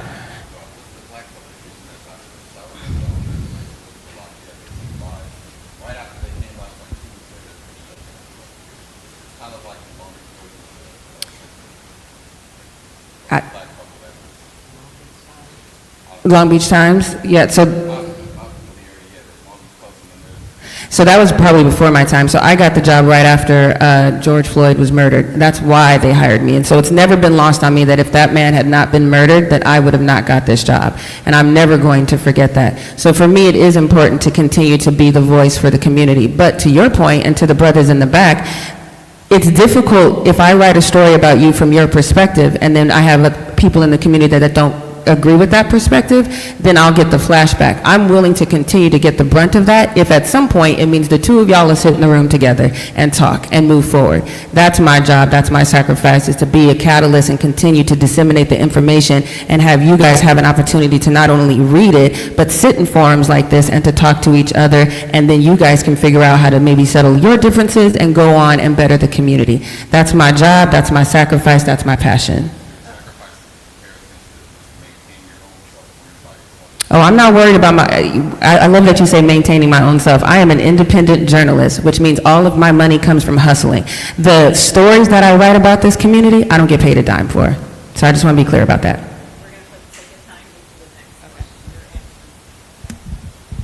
Hi, I'm Robbie Butler. I came in late, so I missed a good portion of the previous discussion. I've heard bits and pieces of my question already asked, but I'm going to ask it again anyway. So how do we effectively engage and or re-engage the current generation to show up and participate on all levels or even any one level? And I ask that because I understand that there's a lot of rhetorical distraction that doesn't resonate with them. And many want to talk over us, not sit down and have a real conversation, because they feel that my generation, I'm one of the baby boomers, that we're out of touch and that we're responsible for many of the problems or what's wrong with this country right now. And I ask that because I have a granddaughter and we engage in these conversations, and the first thing she says is what? Gee, Mom, you guys are outdated. The baby boomers didn't do their job. And in many ways, we are responsible for a lot of what's gone wrong. When I was teaching, I would explain to my students that you didn't cause global warming. You were not the creators of that, but we are depending on you to solve the problem, just as one example. So again, we've got to keep them engaged. We've got to re-engage those that are become disengaged, because they represent our future. They are the energy that we need but they have to understand that we have the wisdom and the knowledge that they need to move it forward, because that's always happened. When we were experiencing the Black Power movement, our parents didn't quite understand what we were doing or why we were doing it. We knew, okay, we were really engaged at that time. They didn't all agree with us, but we had the energy to move it forward. So I would just want to know, how do we make it happen with this current generation? I know a lot of them are unhappy with us. They don't like our methodologies. They don't like the way we think. But we've got to marry the two so that we can effectively move this whole thing forward. Thank you for your time.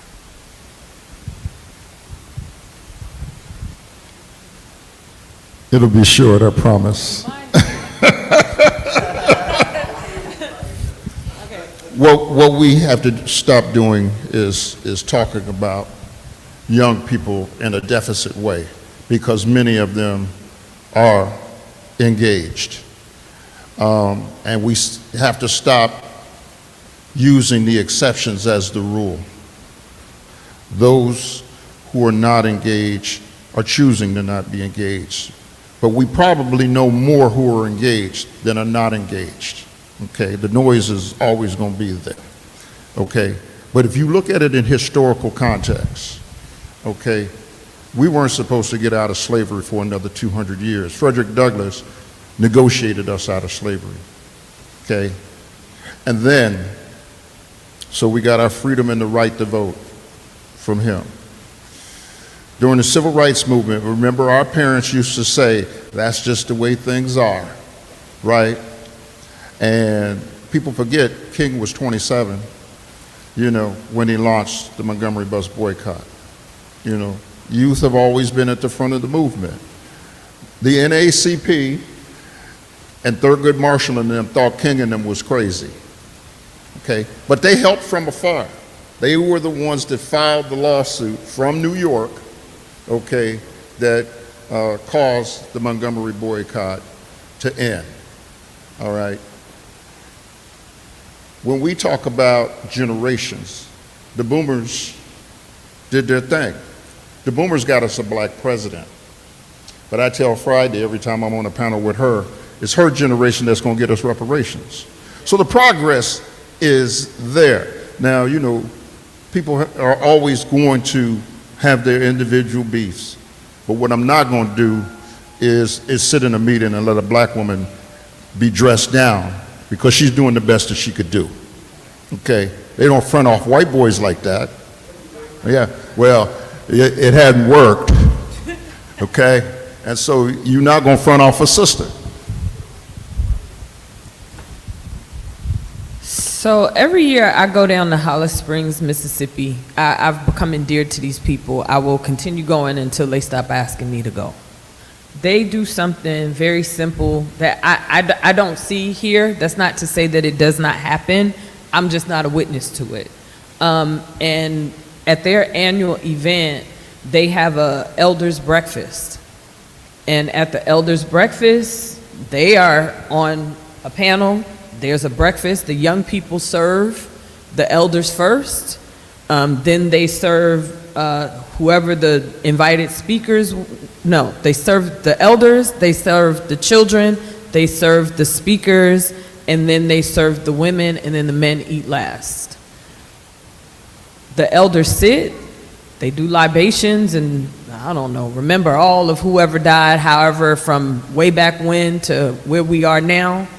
And the elders sit and they literally give wisdom.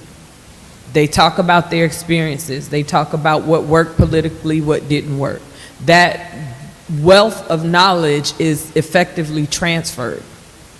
And I think that we sometimes forget, just like at a job, you know, you have what do they call it? Institutional knowledge.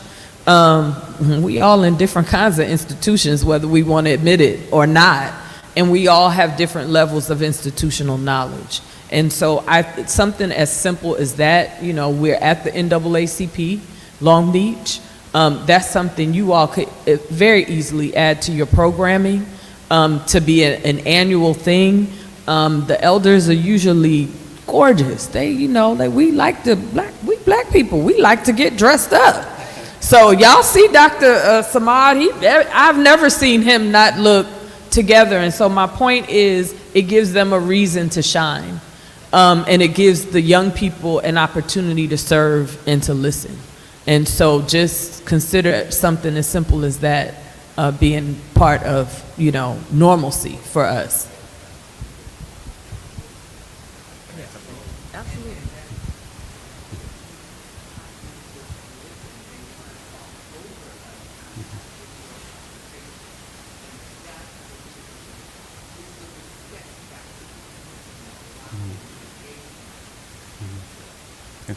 So, you want to talk about that? When the young people prepare the breakfast and serve the breakfast, they're going to sit down and listen because they have already, it's about skin in the game. They've already invested. They've already invested their time into the event. So the payoff is, okay, I did my part, now I can sit down and they sit down and they listen. Yes,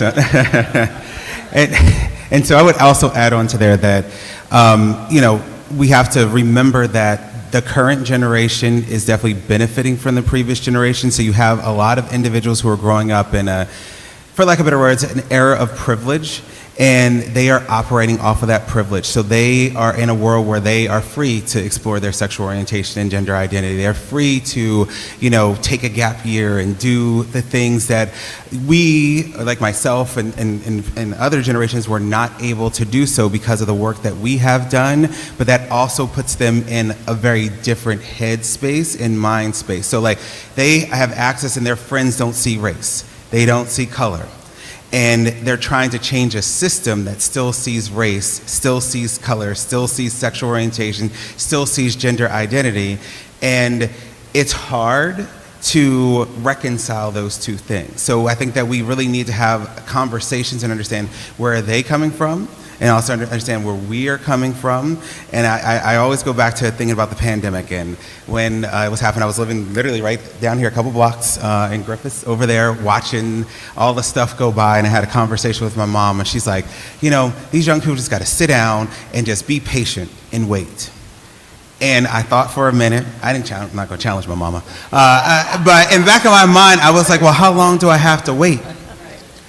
Because you've sacrificed and you've done so many things. And it made me realize now, teaching a younger generation, that like, they're probably just as fed up as I was and feeling that same moment, and that we all have different ways of figuring out and getting rid of our frustration. So we just need to really hone that in and be able to leverage the different things that the different generations can do, because we all have something that we can bring to the situation, and we just have to be respectful and a little patient and understand that that's not going to work immediately. It may not work for the first 6 months to a year, but at some point it is going to work. But they have to be invested in what is going on, and that means us not just saying, well, that's just nice that y'all can walk around and do this. That like, we have to reframe and change our language about how we are trying to interact, because they are living in a different world than we have experience, or you may have experience, and that, you know, sometimes it's just not good enough to just be like, well, that's good for you. And like, sometimes they want that support, and they actually want to hear and be reaffirmed. And I know it's hard because we have generations of people who are not told that we love you, or that we support you, or that you're smart and that you can do this. But that's the things that we need to start being able to build up within our community, and realize that, like, yes, we are smart too. Maybe no one has ever told you that, or told you thank you, but thank you for what you have done. Even if you think that you messed something up, you made the world a better place because of the things that you did. That gives me the privilege to sit here where I'm sitting right here with two kids that are sitting over here on tablets not paying attention right now. And one day they're gonna be sitting over here talking about me and saying the privilege that I gave to them. And we just need to acknowledge those things. And when we acknowledge those things and come to a table and realize that, you know, we can work together, if we understand that we all have something to offer, I think that that's where we'll be able to build from.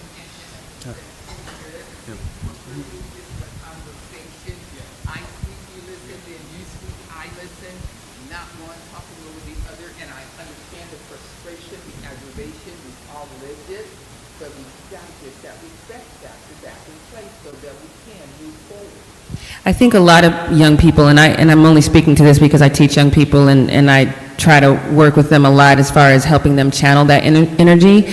I think a lot of it is a disconnect because they don't respect the fight. If they want you to fight how they fight, and so sometimes we have to realize that, like my dad, I quote my dad a lot, y'all, but my dad used to say, he was like, just because I do karate doesn't mean that you doing jujitsu, that jujitsu is a less of a fight. It's a different fight.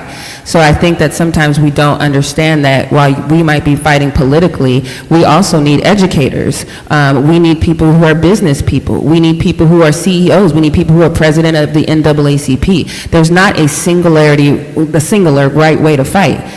The entirety of the fight is what we need. We need everybody. You know, a car doesn't just have an engine, it has wheels. You know what I mean? It has a transmission.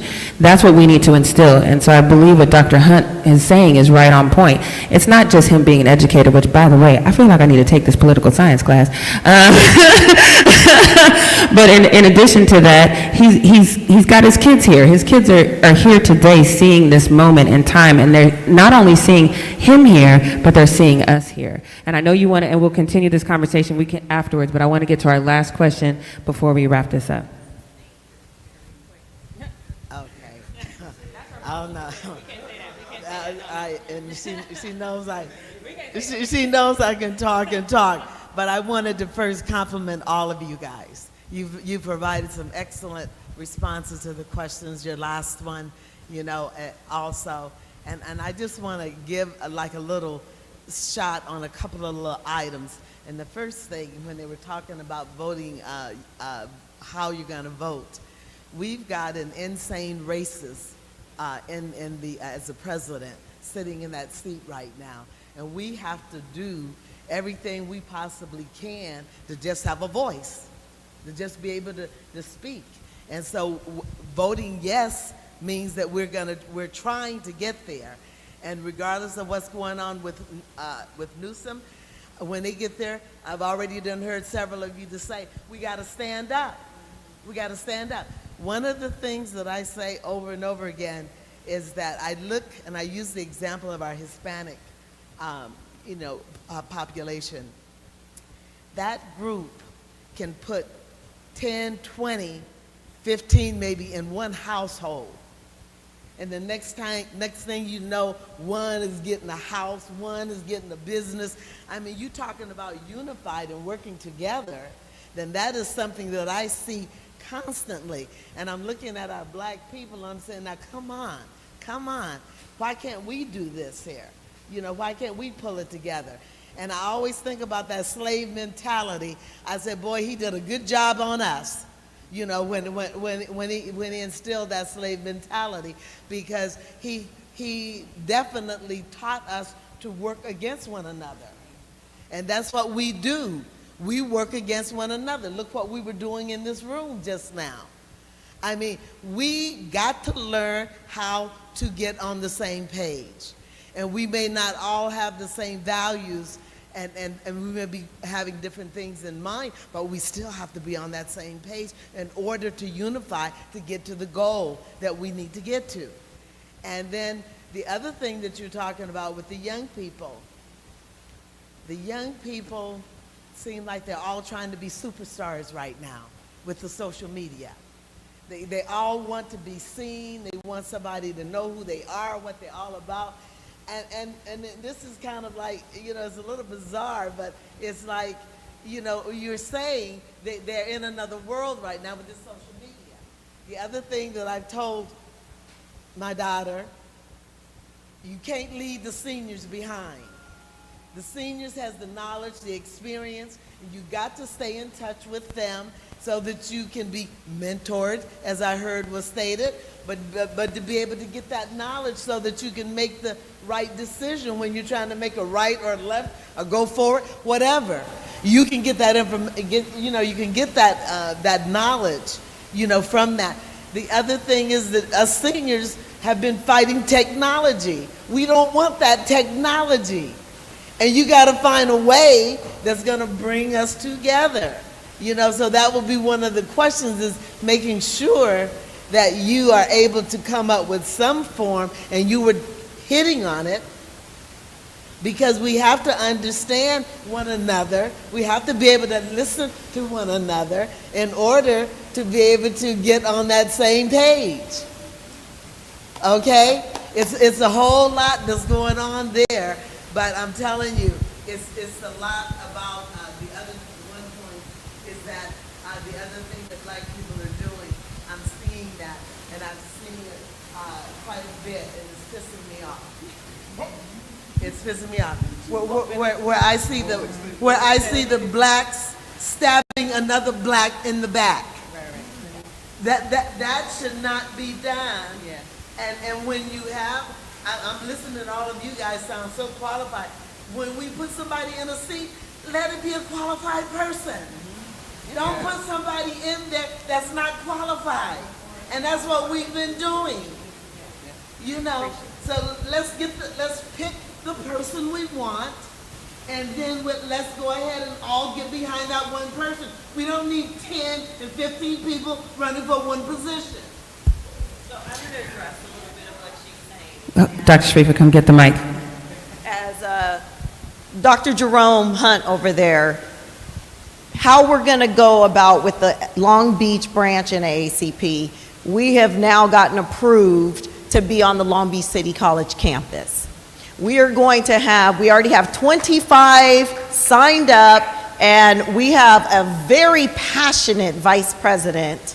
His name is Prince, and they are bringing in more youth. And so that's youth from Long Beach City College. We are also reactivating Cal State Long Beach chapter. So that is more youth. And what we're going to do at the Long Beach branch is have mentoring sessions. So now we have our baby boomers who are going to now work with our youth at the City College, at the Cal State campus, to tackle the gap when it comes to technology. Who better than to have our youth go and mentor our senior citizens on how to be more educated, not to be afraid of technology, and how to bridge that gap, and how our senior citizens can go and, as we call them, be their seasoned knowledge and go to our youth at the City College level, at the Cal State, host a fabulous dinner like we did at our gala, and have all the multicultural, the generations come together. I have 4 generations alive, so you guys have seen me when I ran for office and everything else. You got my mom, me, my daughter, my 7 grandkids. You see us out in the community. I believe in bringing generations together because, as I tell our community members, you got a specialty in something. And whatever that is, we need it at the NAACP Long Beach branch. Because we need your skill to be amplified to help all the other people in the community. And so that is how this branch is going to go about. And I need to partner. I need to go to coffee with you. I need to meet with you. I'm always be over there with you. And this is our, second, third time now we brought the League of Women Voters, because I don't believe that I know everything. I need to tap into everybody else, because I went to the Olympic trials for track. And one thing I can tell you is this: team building is my specialty. I don't need people who are like me. I need people who got the skills that I don't have, so that we have a winning team right here in Long Beach. Thank you so much, Dr. Sharifa. That was beautiful. Before Greg gives our closing statements, I know everyone has their phones. Is everyone following the NAACP on social media? I need everybody to shake their head yes or shake it. I need an affirmative answer. Is everybody, you following? You see I'm looking at you. You didn't make eye contact with me immediately when I asked the question. I'm playing with you. So is everyone here following us on social media? Because we are continuing to grow. Dr. Sharifa definitely has a passion for the community, and I think we took a lot from here today just on how we can continue to build. But whatever you do, make sure you are involved with your community. Follow me as well, Jackie Ray TV. I write a lot of stories. I have a story about Prince that's coming out shortly. He is trying to change the mascot at Long Beach Community College, and that's a beautiful thing. So that will be coming out next week. I would love for you guys to read it, JackieRayTV.com. Thank you so much for being here. It was long, but we got some good stuff. We had some passion, and please stay here and make sure you check out the specialty teas. They are good for you health-wise. Oh, I told them they all shook. We already did that. And then let's make sure that we give Greg his space so he can tell us more things are coming up here at Blue. And so, Greg, if you don't mind giving us your closing statements. Thank you so much. Wow, what an incredible gathering. Thank you all so much for coming into Blue. It was really, really good to witness this great meeting of the minds. And I will just say my personal takeaway, I'm listening to this, and I've always been an advocate for youth. Like when I worked at the radio station, I ran the intern program. People call me Uncle Greg. When I've built business here in Long Beach, essential part of our mission was that we always wanted to be a facilitator of youth through arts and culture. So I really like that. And the last point to that I'm reflecting today is I've been all over Africa. If you come to know me, I'm all about Africa. Every revolution did not take root until the youth hit the street. That's something I really say. So that's it. All right. So for our next trick, we will be bringing Jane Kennedy to Long Beach to speak to us. She has her memoir out. What's interesting, since we've been working with this project, is I'm finding generation gaps, right? As folks are like, well, who's Jane Kennedy? Well, now I'm going to put my Uncle Greg hat on, and I'm saying, in my day, Jane Kennedy was that, right? She was on every magazine cover. She's the second female host of NFL Today, and she made a sex tape. It got stolen from their home, her and Leon Isaac Kennedy, and publicized, and she got canceled. It's interesting to contrast that day and time when we was all clutching our pearls because she made a sex tape with now, you make a sex tape, you could be famous, and so it really kind of took her out of her rhythm as a cultural icon among our people, and so now she's written at the urging of her daughters, has written her memoir to tell her story and everything, and I think it's really, really great to celebrate her here in Long Beach. We will be December 6th at the Michelle Obama Neighborhood Library, where she will give a conversation hosted by the next gen journalist of the ages, Jackie Ray. She will be moderating that, and we're really, really glad to bring that to fruition. Afterwards, we're going to gather here in Blue and have a special reception for her, and we've got a few partners in AACP. We have the Deltas, we have a few other community people who are coming together to help support that. Continue to follow us on Instagram, Blue Arts and Wellness. We do Wellness Wednesday here. Revelation of Nature is one of our folks. Tiffany's in here somewhere that does she does the sound baths and everything for us. We, again, just want this whole space to be a space of wellness and calmness and love, and we will continue to do great art, of course. Next Sunday is our first, what we call Second Sundays. We will present live music and spoken word in here, and so we'll do that every second Sunday. Keep following us and finding out everything that we do out here in these here streets. I'm going to tell you something. As an LA person, Dr. Sabat, it's hard to get Black Long Beach down here in downtown. We do events, and I look up and it's all LA. So support us down here. It's a changing time in Long Beach, a changing demographic. There's black businesses down here. There's black folks. There's we're down, we are included in that Long Beach Post. I don't know if they want to include us or not. I mean, that's my editorial for this moment. I could go deeper, but I'm saying we need to continue to raise our voices here in this, especially in this downtown Long Beach, and we can't do it without support and unity all across the community. Thank you so much, Dr. Sharifa Batts. I'm a runner too. We have to talk about that, you know. Thank you so much for linking arms with us here at Blue. Thank you, Jackie Ray, for being you. Thank you, panelists.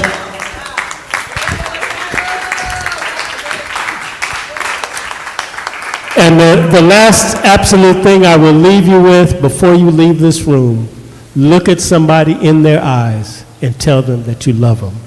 Love one another.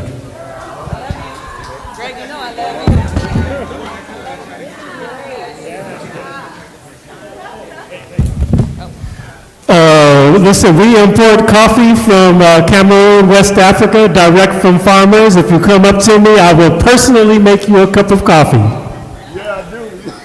She's blowing me up. I'm still here. I was like, I wonder if he knows I'm just over here hustling his whole conversation. She trusts me to verify. So I gotta send her a picture.